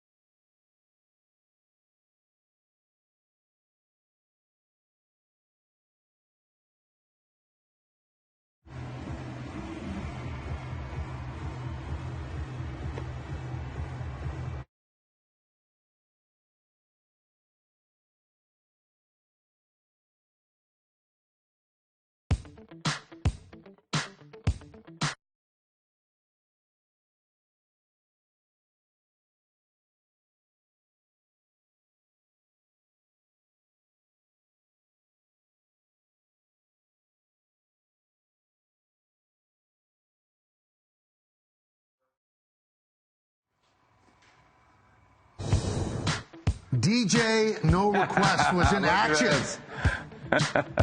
Big crowd, and Roger doesn't take requests. He plays what he wants, and then he breaks it down for the people. Is that Debbie? Yeah, that's Mom. Oh, I love it. The Queen. Yeah. So you had a big one last night, right? Yeah, we had a good one to shout out everybody at home in Houston. They brought it strong. There's about 200, 250. And, man, they got after it. Played a little old school, a little current stuff. Brought a little Motown to bring it down a little bit, and they were not bashful. They got on that microphone and got after it. Michael, what would be your request if he was DJing? You know what? Build me a buttercup. He goes there. That always makes the crowd go nuts. Yeah. That's money. That's a good. I played that at my wedding. I love that. Wow. So do you play rap at all? Absolutely. Really? Yeah. Absolutely. So you run the gamut. Yeah, I got 1,400. I'm gonna find one y'all like. I make bets with people. If I see you over sitting in your chair, and I always tell them, hey, you don't have fun tonight, it's your fault. Because we're gonna have fun. Cabrera, the rookie, drives one into left center field. It splits the outfielders. It goes to the wall. And how about this kid? A rookie playing in the outfield, has never done it really except for 4 times in the minors, and he's batting cleanup for the Yankees in the 152nd game of the year. Michael, when you look at his replay, he resembles a little bit of a young Carlos Beltran. Look at the follow-through right here. Now, Carlos played in Kansas City early on, but just stays with it. Roberto Alomar, some guys that just swung the bat really well and handled both sides. But he's starting to look like a big leaguer, still feeling very comfortable in pinstripes. Yeah, no doubt about it. No one had a chance. Dangerous when a lefty takes you to that gap. We talked about it earlier. Now, he hit a home run yesterday, Roger, and he's pointing to the dog. He's just a kid, and he's so happy. There are other guys that, flip the bat, and then there's Aaron Judge, who 60 times this year has hit a home run, dropped the bat, dropped his head, and ran around. When you were pitching and somebody styled like that, did it tick you off? They didn't do it too much back then. Now you got your walk-up music and all your stuff, so it's part of the show. So you kind of got to go with it. It was similar, real quick, as like I think it was Marvin Harrison, with Manning back there, and they're saying, hey, you just run over and hand. When you get a touchdown pass, you run over and hand the ball to the referee, and he goes, do you understand that there's like 8 guys on this defense that are bigger than me, and they're already trying to take my head off? Why do I want to make them any more mad at me, right? Exactly. So here's Harrison Bader. Would you have had to change your mindset because let the kids have fun? Yeah, I mean, I had to do it when the boys were at Texas playing, and they were doing the rah-rah stuff. And I'm like, my buddies are like, hey, we did way more than that, So I was like, okay. Similar to playing the music in the locker room, in the clubhouse, and everything that's going on. You adjust to it. And really, I think people love the entertainment and love to see that person or that individual having fun. 0-2 on Bader. Swing and a miss. There's that changeup. Mm-hmm. Roger, you like Bayo? What you see? I do. And like I said, I'm going to be real surprised. Obviously, I think the catcher's dictating what he's throwing. Good change up there. Yep. Good movement. See the circle? Look at that. Coming from about 10.5 too, so it's going to have some run to it.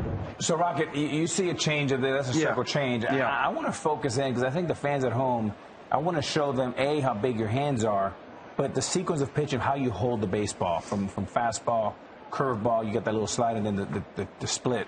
Walk us through the 4 or 5 pitches you throw. Yeah, so we kind of did this from the gym at home last time I was on with you guys, but you got your 2-seamer, and you got to be careful when guys get down in here too much with it. We're on them. Some guys like to sneak inside, but anyway, it comes off that middle finger. That's where you get your sink. What if you go too far? Like you said, you got to be careful not to. You're just choking it too much. You're not you're not going to have as much movement as you'd like. Okay. He's loading changeup. If your viewers can see it right now, he loads circle change. You usually load in your hand before you go the hardest pitch that you got to get to. Just so they don't see you arranging your hand. Well, it's hard for him, so he doesn't have to dig or fan his glove or whatever. So he loads changeup. So you got that. And basically, there's your 2-seamer. These become your 2-seam fingers, and there's your changeup. And you got a lot of friction. Think fastball, throw it. It comes off. He's throwing it about 10.5 on his arm angle, so when he releases it, ball's going to go in and sit down for the most part. 4-seamer's just totally different. You got the wide part of the horseshoe. Your middle finger's longer. So there's that. And this ball here, when I release this in or it tracks in where I'm going to throw it, it's going to go there. Now, he's amped up. He's going to throw some fastballs. There's a little 2-seamer at 98. So that's a 2-seam fastball that starts at that's why he's smiling. It starts at your quad and then comes back, but he's wondering if it's a strike. That's what he's asking right now. That's how 98 for that ball to move at that speed is really good. And the reason why he's asking the umpire, is that a strike, are you sure? Because the last time he saw that ball, it was a ball. It was in. But what he didn't see that we saw was a late movement that stuck in there for a strike. It's a good call by the umpire. That's Chris Conroy behind the plate. And there's the 98 cross-seamer, 4-seamer, that he can make a mistake with when you're amped up. Somebody like Judge would hurt that pitch. Now, how does it go wrong? Not in that location, obviously, but again, when the prior pitch, the 2-seamer, That's where you have to throw it. You have to throw it to the left-hander's quad and run it to the inside corner. If you fly too much and run that ball over the middle, it's a bomb at Yankee Stadium all the time because you run it to his barrel. How does a changeup go wrong? You showed us how you held it. How does it go wrong? Changeup doesn't go wrong as long as you keep it down. You just got to keep it down. It's got to be in the bottom part of the strike zone, or it's got to bounce on the back point of the plate. And then walk us through your split. Yeah, so my split, this is dangerous because my split here is when, I just come on the side of the baseball right here. And, some guys will hook a seam. Let's see what happens right here.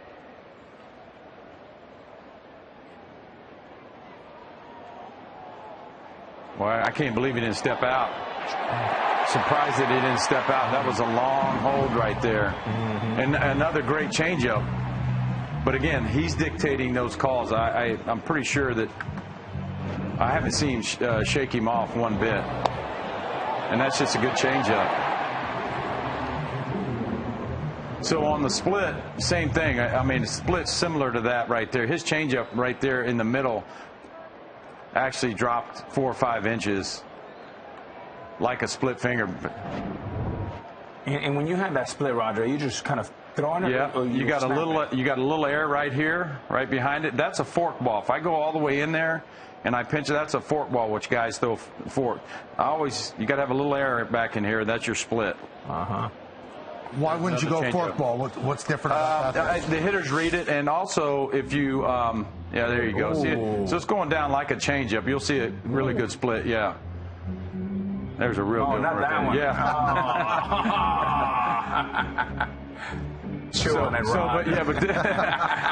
Like I told you before, he would be scary because you would throw a 3-2 heater right down the middle, and he would be yelling before he got there. So he's hunting a pitch on me. He's sitting. So you got to be careful the next at bat because he's got a plan and he's sticking to it. Like you were saying, guys feel they get embarrassed by. Some players don't. They sit on it, and they hunt that, and they stay true the entire bat. Those guys are dangerous too. But you got catchers, talking and pointing at you and watching guys' feet move and do things like that. So Roger, let me show you let me show the viewers at home, Michael, what I would look at. If you put that camera right there, you have a young kid like this, right? If this kid throws a fastball, you see all the white. You see that? Can you see that? Yeah. Okay, that's a fastball. If this kid is not careful and he shows me that, that's a changeup. So I don't get to see any air. And you could pick that up? Oh, yeah, because if he's coming here and he shows me that, that's all I need to know. I see white, I know it's a fastball. But if it's a changeup and he does this, I don't see white. I say that's daylight. And how did you stop that from being stolen, Roger? Well, so the same, he loads changeup even in the windup here. There's a base hit and there's a run. Trevino has been so clutch all year, picks up a single with 2 outs, and that gives the Yankees a 1-0 lead here in the bottom of the 4th. Sinker. 2-seam fastball.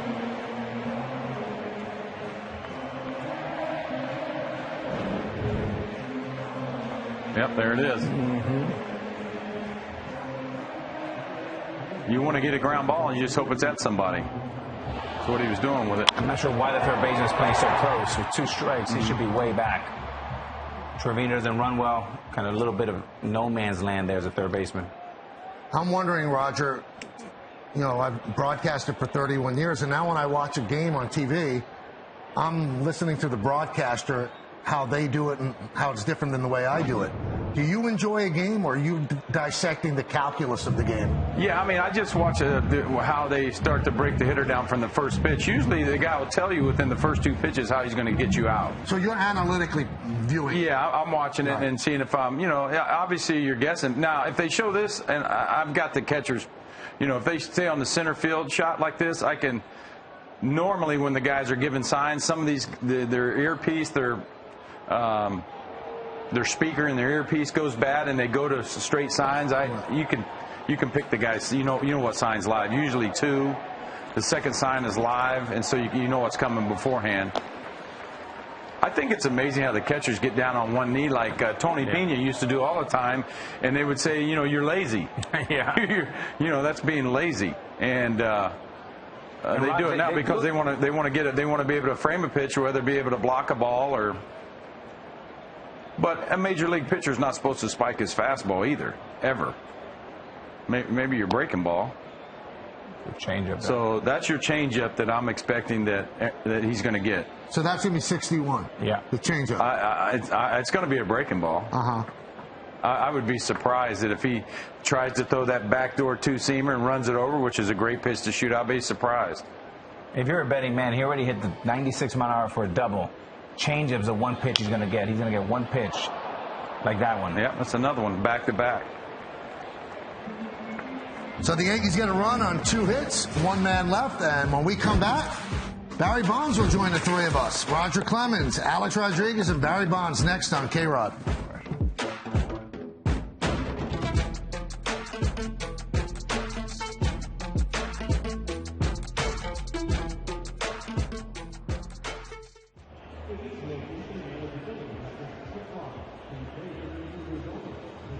I don't know about... and see what's happening. Oh, but look, now I'm on the side. That's yeah, weird. because this is what it's going to look like. Barry? What? Yes. Barry, you hear me? Michael here. Thanks for coming on. Maybe a little... Roger's with us, too, in the house, obviously. I've seen myself twice. Roger, what's up, brother? What's up, bud? How you doing, man? Doing good, baby. Come on. Long time no see, my friend. Where are you at now? I'm in my house at home. Yeah, home. Where's home? San Francisco. I'm from the Bay, Love it. Bay. I ain't going nowhere. I'm not going Shoot, anywhere. I still miss our golfing days in the Bahamas when we were whooping people's booties. We had it going. We had it going on. We came from about 8 back that one day. Yeah. Yeah, tell everybody I had to chase you on that golf course after you hit me in Yankee Stadium, and I told you payback's a bitch. Now here I am. No, wait a minute. What? I hit you. How did I hit you? I didn't hit you. Here we go again. Now you get Jeter on here. Man, here we go. Did. Yeah, Let me pull my pants up. I'll show you my boots. This is getting deep already. I'm gonna have to roll my pants up. Yeah, let's just go to instant replay. But that's my boy, bro, man. That's how the game's supposed to be played. Shoot. Yeah, I remember we exchanged jersey. I came to the team hotel in Austin, Texas, and we switched Longhorn and Arizona State. Exactly, man. Swag. I know. I tried to tell Barry, we go back to college. I mean, hey, and Arizona State. You guys got 5 or 6 hats. At Texas, we only got 1 hat. I was giving away one of my gamers.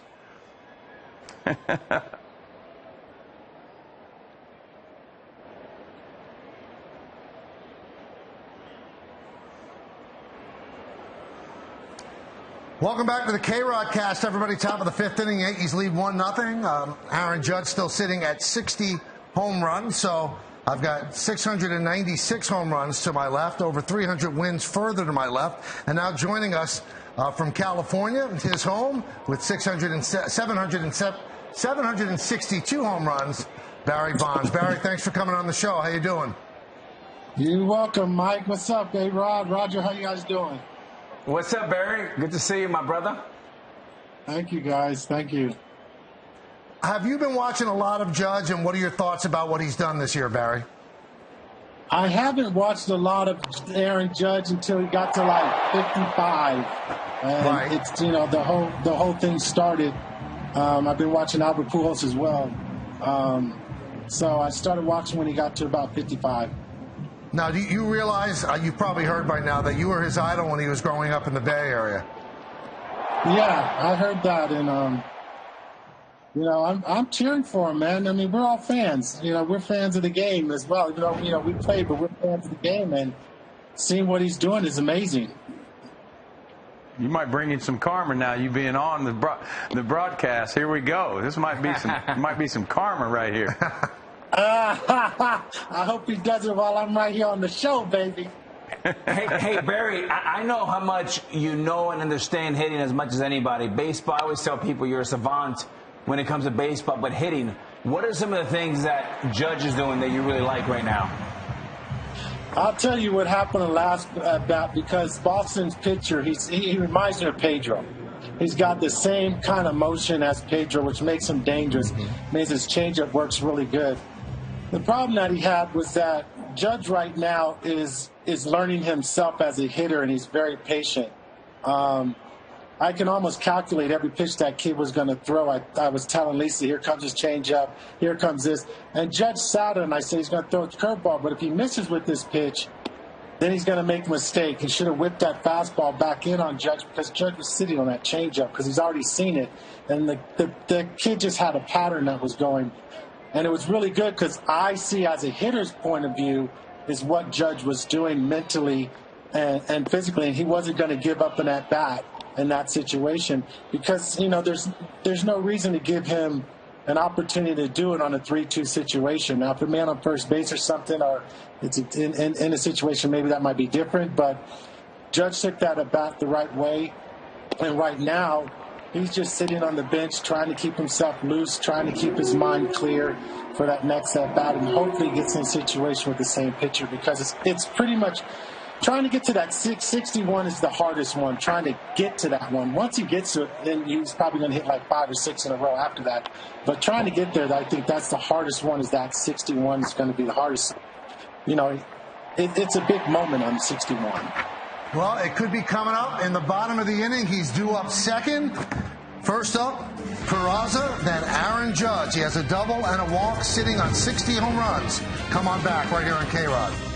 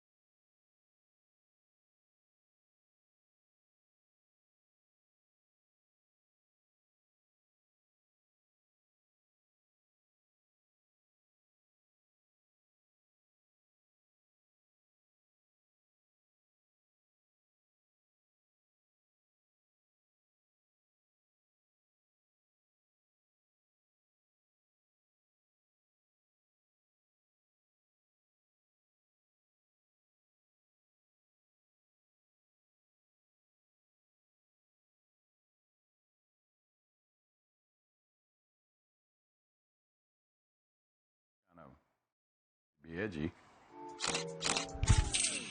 Coming up second in the bottom of the fifth inning, Aaron Judge. He's at 60 home runs, tied with Babe Ruth. Next up for the American League single-season home run record, Roger Maris with 61. Crowd is there to see Aaron Judge, and Oswald Peraza will lead off here. He's the number 9 batter. Brian Bayo still on the mound. Past a diving Dahlbeck and down the left field line. So Peraza with a leadoff double. Now what? Alex Cora has a decision, Michael. Does he walk Judge here in the fifth inning? He's up 1-0, the Yankees. I think he's going to pitch to him here. Yeah, he has to. Well, Barry Bonds in 2004 had 120 intentional walks. Let's see what happens here. I think Alex Cora pitches to him. I think he pitches to him. The family has been here all week. And they said they actually intend to go to Toronto as well if the record still has not been tied. Roger's sons and daughter. And so Judge has doubled and walked. The camera phones are on Aaron Judge, the eyes of the baseball world on Aaron Judge. Brian Bayo, the youngster, on the mound. Fastball. Drilled deep to left field, but not that deep. As Hernandez is there, off the end of the bat, he makes the catch. The throw goes to third. Staying at second is Peraza. Roger, was he sitting on something there? Absolutely. There was, and Barry called it too. That curveball. If he makes a mistake, that was very hittable. He knows it too. And especially with man on second, and they're going to pitch to him. You know, I'm going to throw him the same thing. That was a pitch that, if he took it, he was going to get another one later in the count, along with a couple changeups. I just don't think he's going to see a fastball again.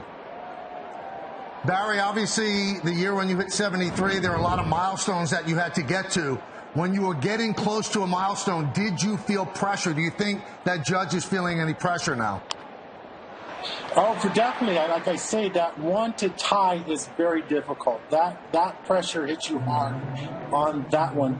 Getting to it is you're just playing your game and they just come. But right now, this is the stage. He's on stage. I mean, everyone wants to see this exact one to tie. He left that curve. He left it up. And, yes, he did. You know, I think that, he got out a little. Well, he was a little bit late to it, so it looked like he was a little bit late to it. But I wouldn't have swung at the first pitch. I mean, I want to see what he wants to do in every situation, every at bat, and I probably would have took the first pitch and let him get ahead if he wants to get ahead, because then that means I have opportunity to get pitched to that entire at bat. In that situation, Judge gonna have to maybe hit from behind in the count to actually get the pitch an opportunity to hit the ball out of the ballpark. Barry did that to us a couple times in Houston, where we had a couple pitchers that were working him over, and the game was on the line as third at bat, and you could tell B step out and realize that he goes, and I know he thought it, and I know because I've talked to him before, he said, I can't believe he's going to pitch to me right here. And it was actually one game was 3-0 with two guys on. And he pitched to him, and he got a no decision.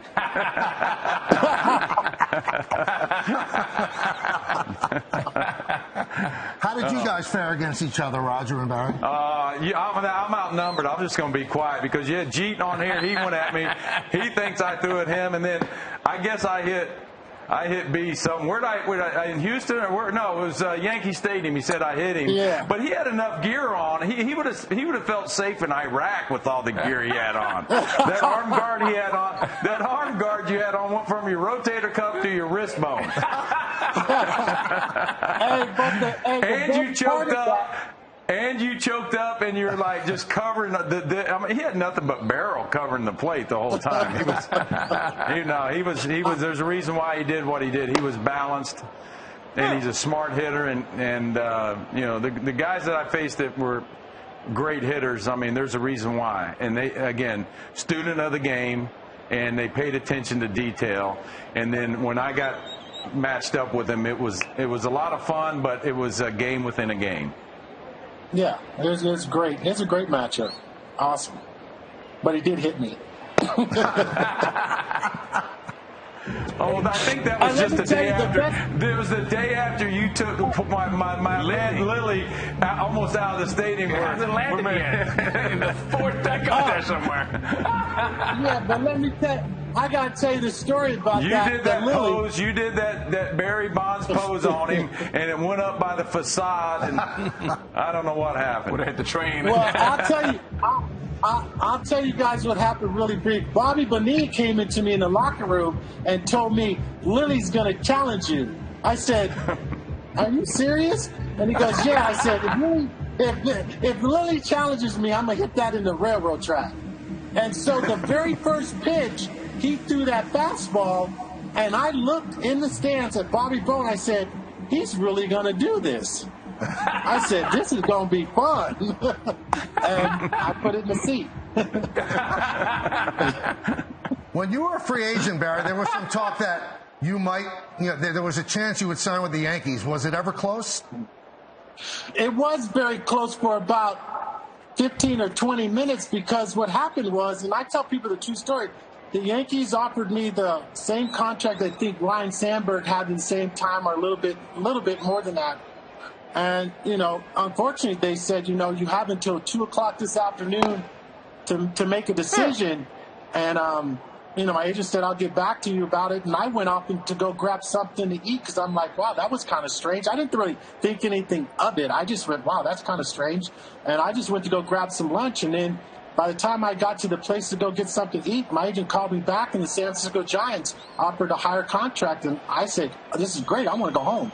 And, I've always wanted to play at home. That was my dream, to play with my godfather and my father, on the same team. And so it wasn't much of a conversation with the Yankees, but they did make the first big offer to me at that time.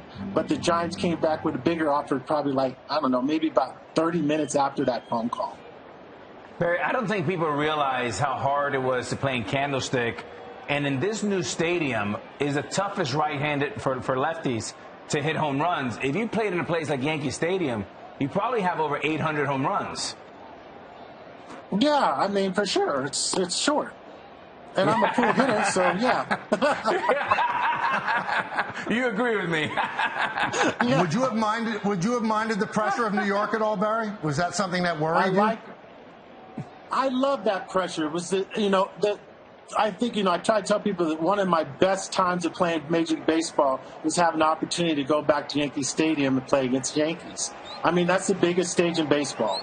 And by far, by none. It's the biggest stage in baseball. So when I had that opportunity to play, and yes, Roger hit me in my arm guard with all my shield on. It was a strike. It was a strike if you get out of the way. It was a strike. It was coming back. It's a strike. Get out of the way. I was so happy because I knew he couldn't do it again, and now we're going to have a good battle up there. But no, that was a big moment for me in my career to be able to, because that's the biggest stage in the world. 2-2 count on Cabrera. Runners on Cambio. first and third. 1-0 Yanks. Foul back. Now, when you were out of the game, Alex, Barry was very helpful with you, right? Yeah, and I'll tell you the story when we come back, because I don't want to start the story with 2 strikes, but when I served my suspension, right, I didn't know who to call on, and I called my good buddy Barry, and he met me in my house in L.A., and we met for like 3 hours. And I basically had to beg him to work with me because he's like, I don't work with scrubs and you're fat. And I was a little bit overweight because I hadn't played. I just served a suspension. Time out. And then he said, after 3 hours, I said, okay, so do I have a yes? Can we start training? And he says, let me think about it, and I'll call you tomorrow. So the next day he called me, and he says, all right, I'm going to take you on, but it's going to be my rules, my way, and the highway. So Christmas, I went to spend in San Francisco with my family, with my girls, rented a house. I was out there for 2.5 weeks, and I met Barry Bonds every morning at 5:30, 6 o'clock in the track. And by the time I got there at 6, he was already there. He had everything set up. It was still dark out, and he was in his sweats because it was cold in San Fran. And I felt a little bit like Rocky with Apollo, and we were running, and he did everything that he asked me to do. He did it, and he was already retired. And then he was throwing batting practice to me.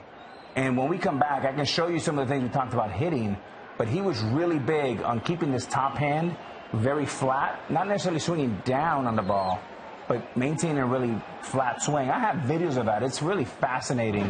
And when I came back, he was a big part of my journey, why I made it back. In the year that nobody thought I would make the Yankees, right, Barry Bonds helped me get back and hit 33 home runs.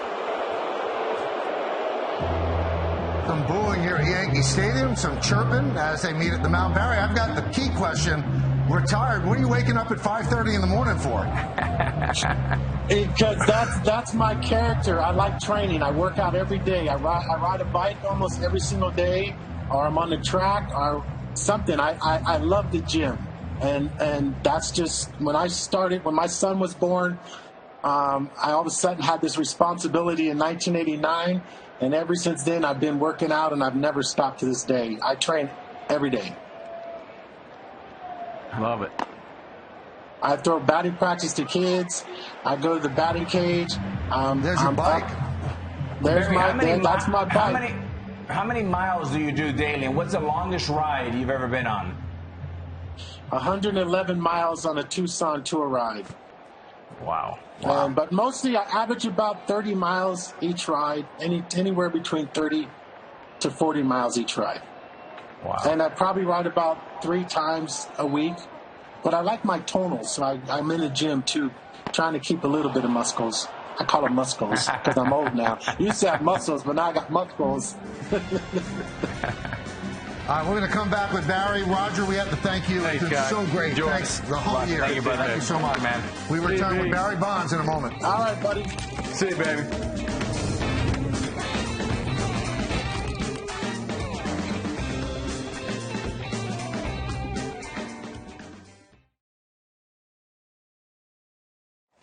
We'll do it over there. Where are we doing it? Yeah, right over there, down there. This guy loves you. Go right there. Right there, Rocket. Okay, yeah. Right in front of the thing. How you doing, babe?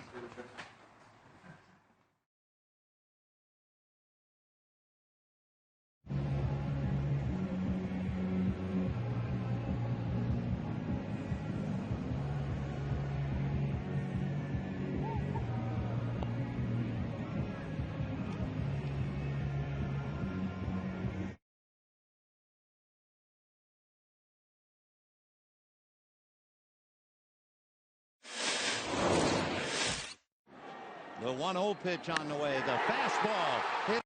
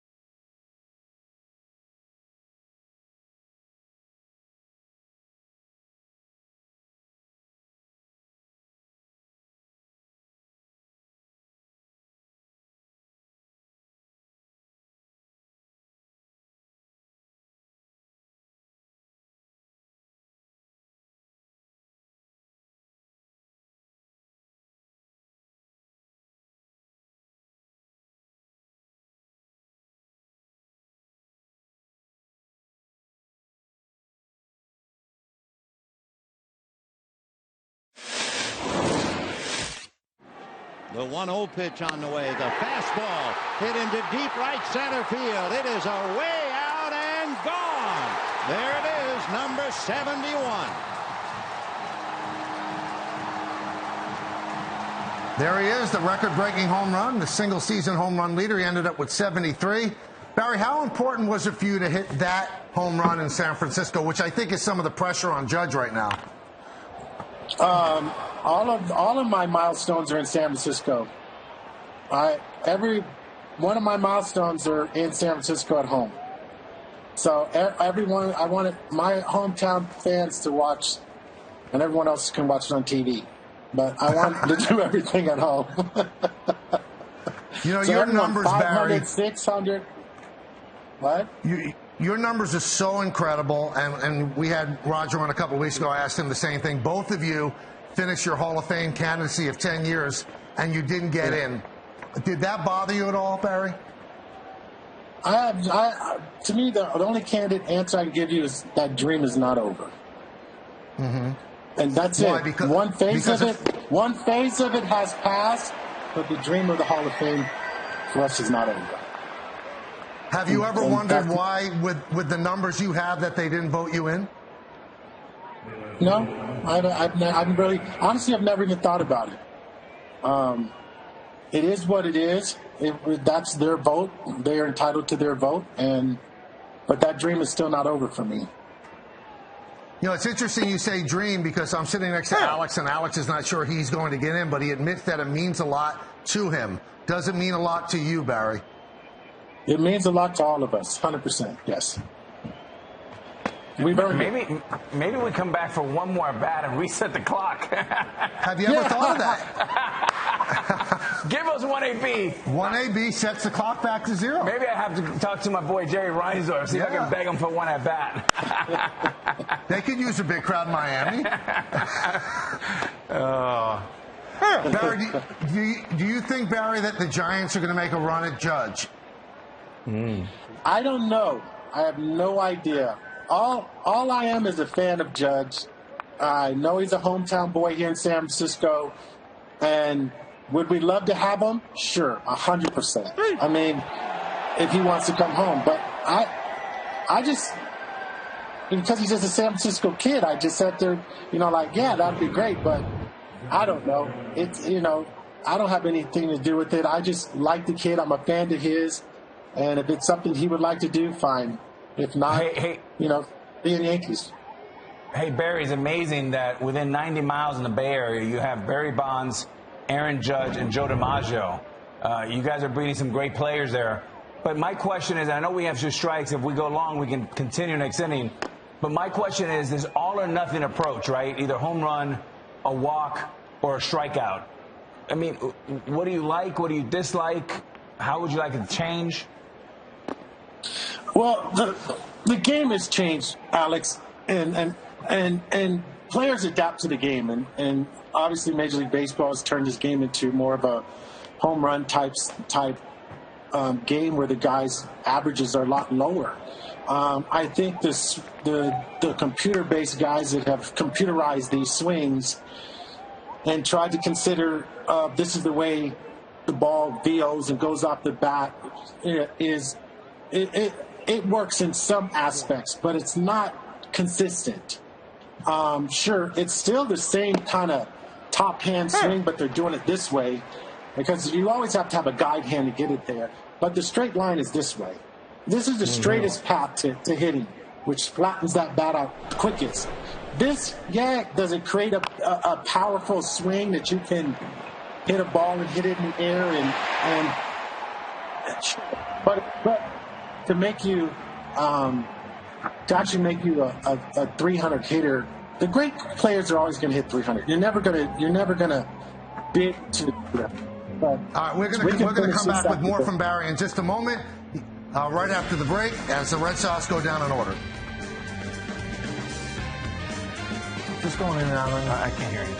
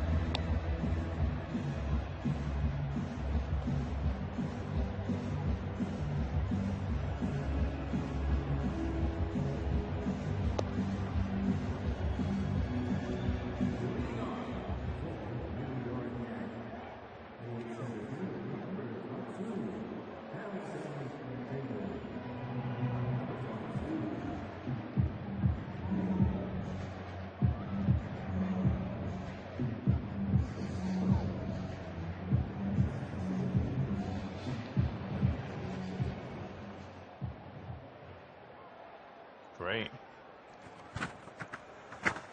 All right, back here at the KayRod broadcast, Yankees and the Red Sox. We've received some tweets. This is from Chone Sports. Michael Kay is a GOAT, hosting Barry Bonds and Roger Clemens with A-Rod. KayRod cast going out with a bang.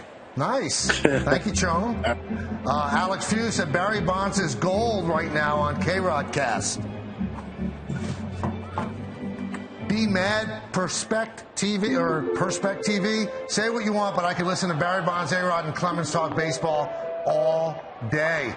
I could too. It's been pretty fun. All right, so Barry, are you not an advocate of what they call the launch angle swing?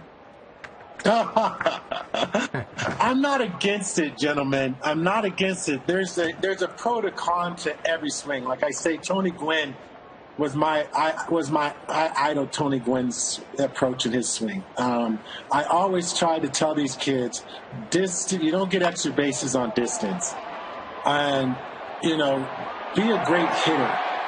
Don't chase the fence, hit it through the fence.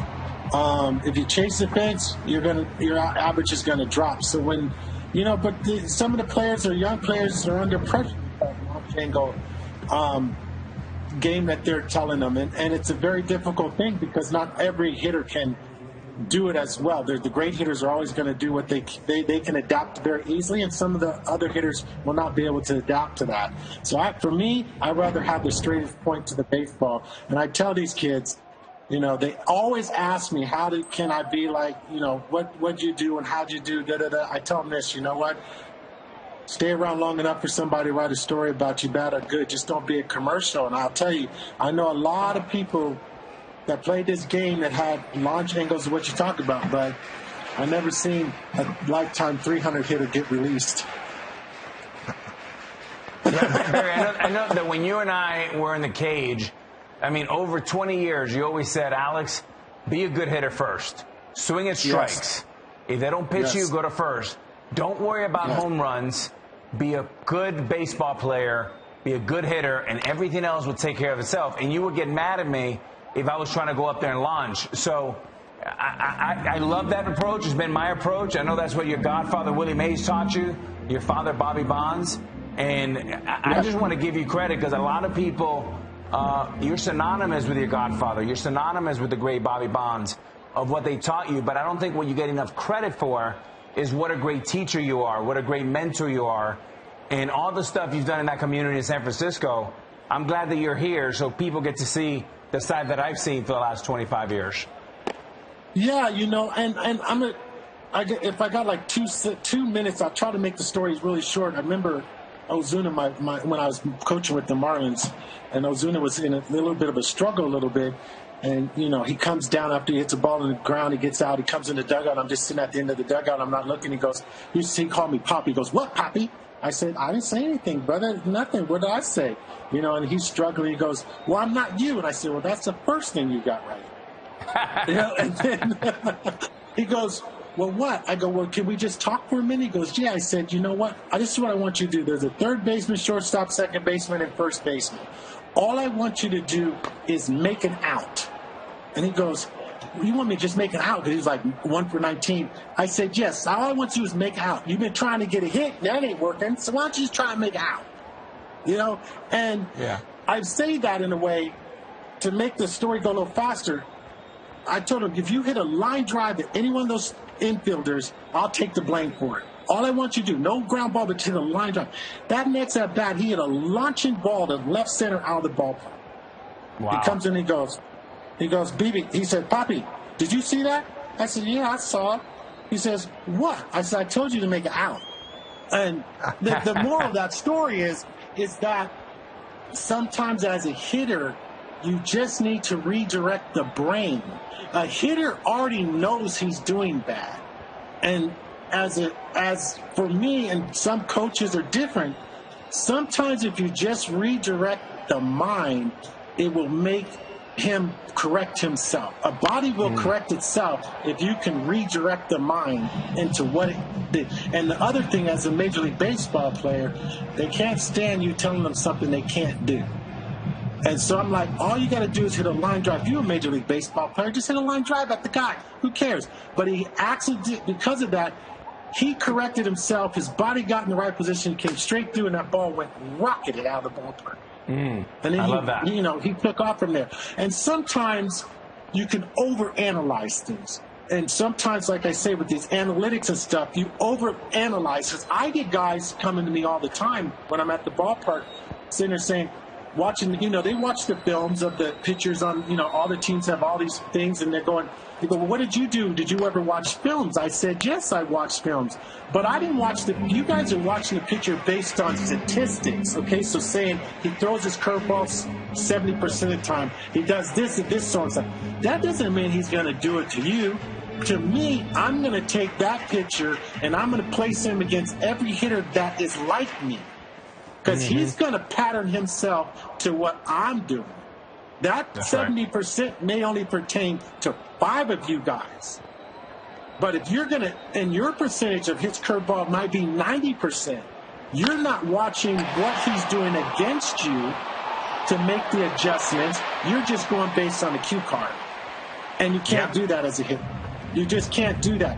We are Spartans. You got to touch it, smell it, feel it. And if you can't actually analyze yourself, then you can't actually analyze the man against you. When you were the batting coach for the Marlins, I've read stories about Ted Williams, and it was very frustrating to Ted to work with other hitters because none of them could measure up to him.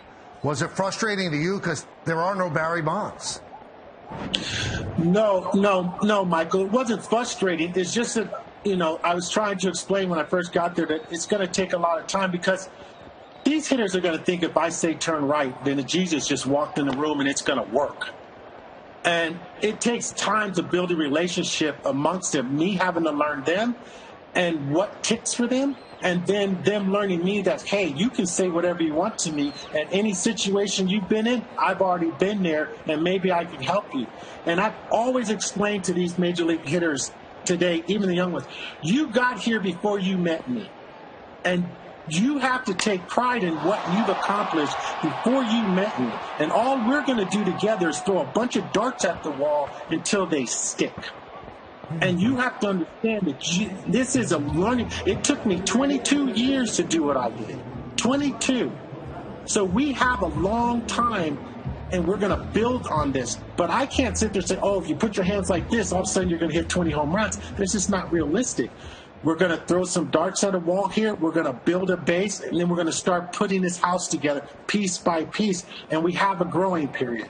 And you have to realize that there is a growing period in this that it takes. Your first year could be great. Your second year could be here. You got to learn who you are. You got to learn your opponent, and then we have to build it. Each year you're going to get better and better, and you're going to get more experience. And hopefully through all of our communications, something sticks.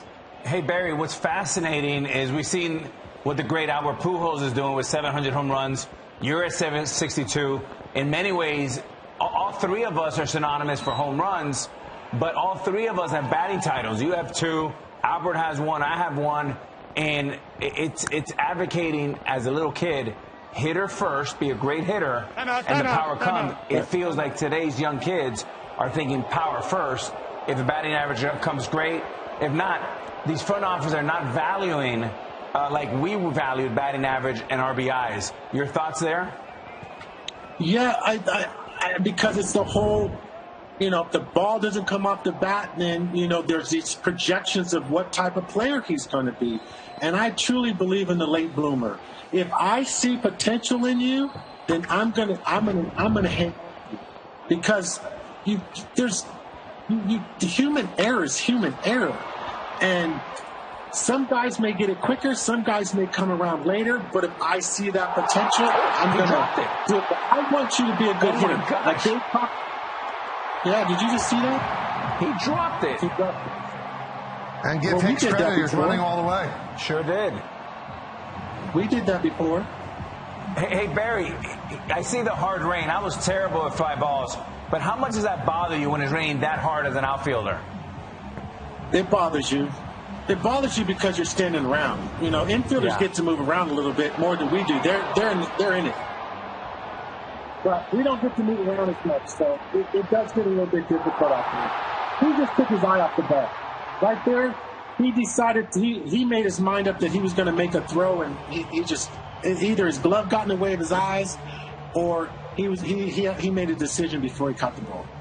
And you can tell that he's an infielder, because an outfielder should never catch the ball with two hands, because you get locked up, and he probably lost it. You know, as an outfielder, Barry, you always catch with one hand. Yeah, especially if there's a man on base and I got to throw the ball to second base. I'm trying to get that hand in position to release and catch. If there's nobody on base or something, then yeah, I might, go with two hands and stuff like that. But yeah. You would have to think that the rain had something to do with it, because it was 2 outs. He didn't have to make it throw. He covered his and Judge is on deck. So if Peraza could get on with the rain coming down at the stadium right now, this might be his last chance. Yankees lead 2-0 with 2 outs in the 6th. And there's forecasted for about an hour of rain and thunder starting about now. It's coming down pretty hard at the stadium. He's what he's looking at right here. It's a tough. And look at the two hands. That's a mistake right there. Yeah, that's so you don't want an outfielder to catch with two hands? No. As an infielder, you want to catch with two hands. As an outfielder, you want to have total flexibility to be able to move. The other thing, he was running a little bit in the back of his heels, which when you do that, the ball bounces on you. So you got to be really careful with that. Yeah, 100%. Here's Alex when the ball dropped.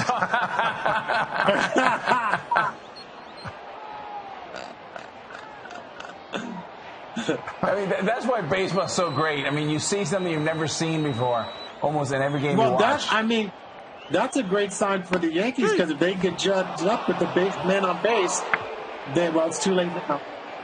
They get man on base, it's been great. But I don't think he's gonna get another at bat.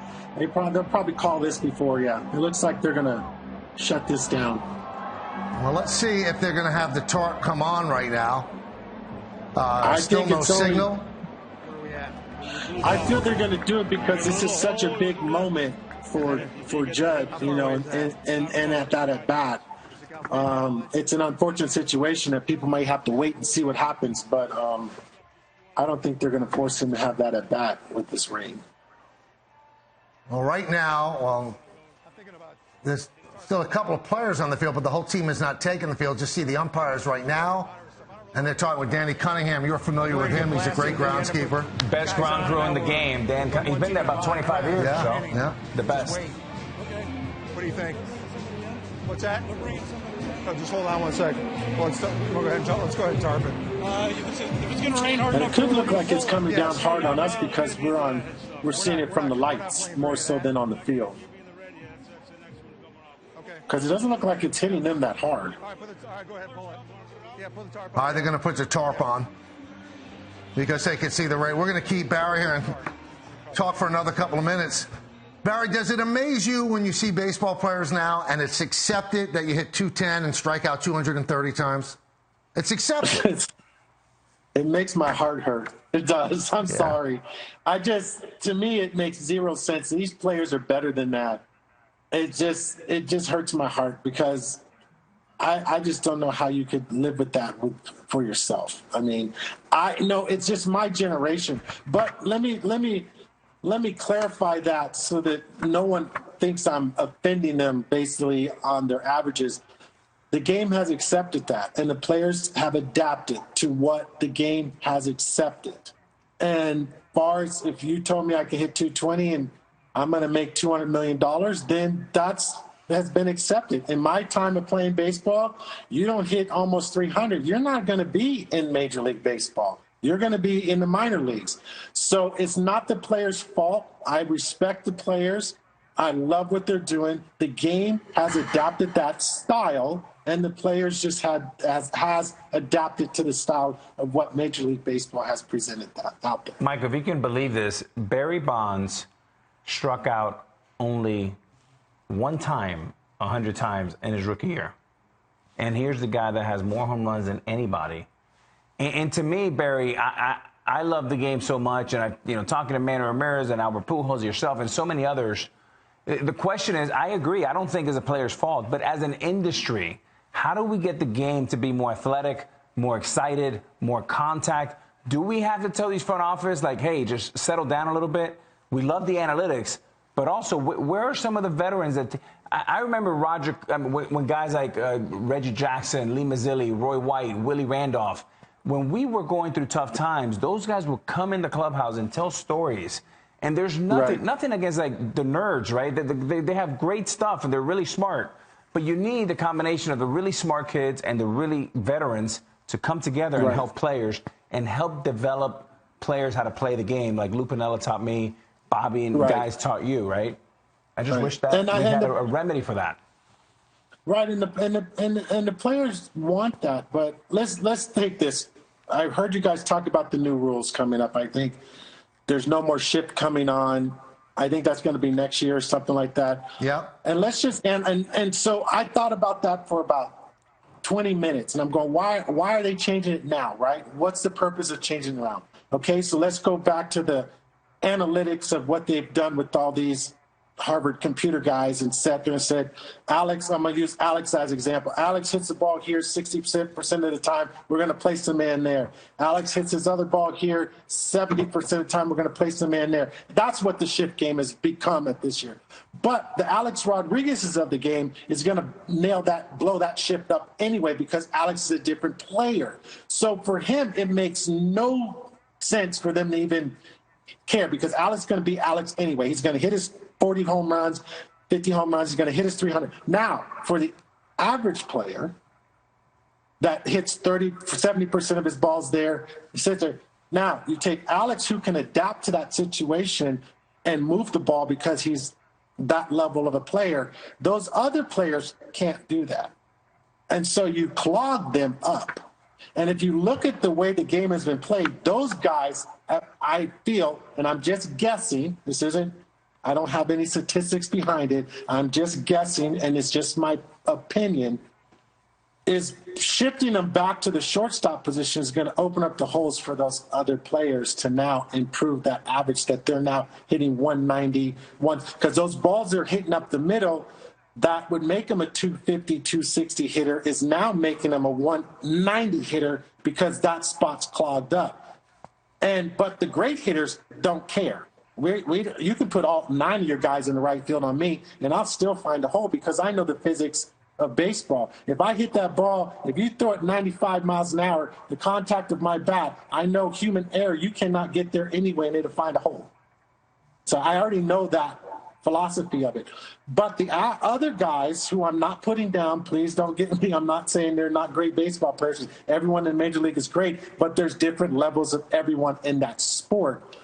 Bringing that shortstop back actually opens up the game for the other guys to now their average will come back up. And I guarantee you're going to see that next year. You have them be. Barry, I had recently a senior executive, high-ranking officer from an American League team tell me that he'll take 9 guys with 200 strikeouts or more if they hit enough home runs. I thought he was crazy. I walked away. Now, I remember about 10 years ago, 15 years, we're getting old, maybe 15 years ago, I said, Barry, who's the best player on your team besides you? He goes, well, he said, me. I said, no, besides you. You said, and this will surprise you, right? You said Bill Miller. And I said, why is that? Well, he's a switch hitter. He hits in front of me. He knows how to play. He's a baseball player, Alex. He is a baseball player. My fear, and my answer to that, if Barry asked me that, Michael, it would have been Stanley Javier, John Olerud, McEnroe, David Bell. I mean, these are guys, John, we became champions, I believe, the final piece. Obviously, we had Sabathia, A.J. Burnett, and Teixeira, but it was Johnny Damon because he changed the culture. He never struck out. He hit good pitching. He fight. By the time I came up as a cleanup hitter, I've seen everything. My fear, Barry, is that we're going to lose out in the Johnny Damons, the Bill Millers, the David Bells. These guys are phenomenal. They're good for the game, and they're obsolete almost. They're this far away from being checked out. Because the guys, I've had hitters come to me and goes, well, that guy's playing me way over here. Bunt him. You want the third baseman to go to third base, bunt to third base and move him back. You guys have the options of being complete ball players. If you want the game to change to your advantage, then you are professional athletes. You can push him back to where he needs to be. If I wasn't the hitter I was, and you're going to play that third baseman over there, I'm going to bunt all day. I'll hit 400. Me too. But then what you get is you get the pressure of them sitting there saying that, well, we're not hitting the long ball, so we're getting, they're talking to us about our velo's not this or it's not that. That's a lot of pressure. It's like, you know, my job as a baseball player is to get on base and help my teammate. You know, like I try to tell everybody, I was not the best teammate in the locker room, by far none. I didn't like anybody in the locker room. I wanted to be by myself. But on the baseball field, I was the best because I could have swung at everything. I had opportunities to swing and not give Jeff Ken or the next person behind me the opportunity. And being on that field is your job is to keep that line moving. Yeah. Keep that line moving and keep the pressure on your opponent. And me and Alex, as close as we were, if we were on the field playing against each other, we'd try to kill each other. And then we'd go off the field and we might stitch each other up and say, it's okay, brother. But nowadays, man, it seems like everybody's friends and it's weird. It's like I'm not used to that. Like, we were Spartans, man. We were like gladiators, just like we love each other. But at the same time, I would spike Alex in a heartbeat if I had a chance to knock him out. You're lucky you're not here because I would knock you out. Barry, thank you for joining us. We really had fun with this. With the rain delay at Yankee Stadium right now, we're going to go to a special edition of SportsCenter. Thank you to Barry Bonds. We'll be back when the rain Thanks, ends. Barry. SportsCenter next. All right, guys. Take care, man. Peace.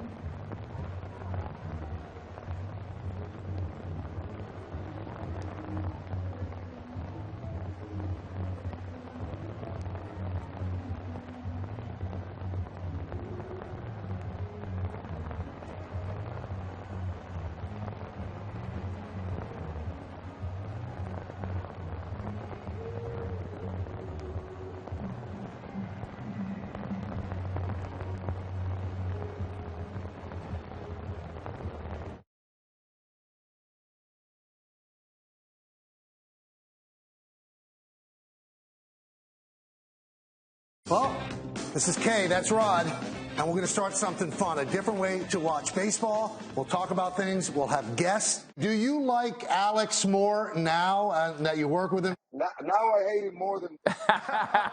Here's the captain, Derek Jeter. Acuña, dímelo, ¿cómo anda? Todo bien, gracias a Dios. ¿Y usted cómo está? ¿Todo bien? It's down to a 10% charge. You better ask your best questions right off the top. You are DJ No Request. Oh, no. You guys, somebody, what is going on? I've had root canals more entertaining than Michael Kay's commentary. Is Haji watching the game?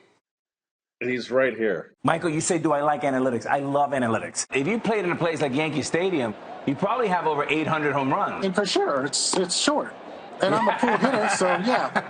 You guys on a couch right now? Yeah, we just ordered some pizza, so I'm starving. How's that? It's pretty good, Michael. Yeah. See, now that's good. Who did you look up to in baseball? Who are your favorite players? You're not pointing to me. You're pointing to him. Michael, I'm surprised that KayRod and I are on the same page. Don't look at me, Michael. I am always ready to talk money. You know I'm a huge KayRod fan, so let me get that out the way. Hey, what up, champ? Hey, what's up, everybody? I'm here with the great Michael Kay. Just got in from Baltimore. Legendary Paul Simon. Now, who's this guy up? This is Aaron Judge. You might have heard of him. He's very big. So how about DJ KayRod next year? Yeah, no chance. This is Disney. We have to be careful. Bye.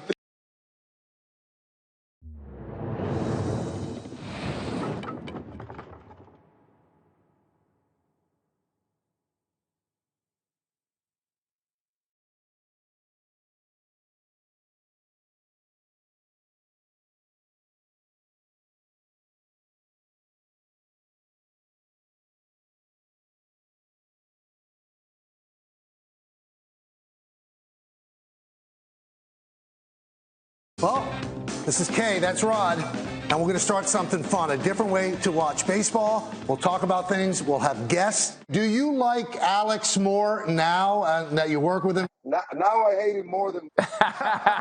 Here's the captain, Derek Jeter. Acuña, dímelo, ¿cómo anda? Todo bien, gracias a Dios. ¿Y usted cómo está? ¿Todo bien?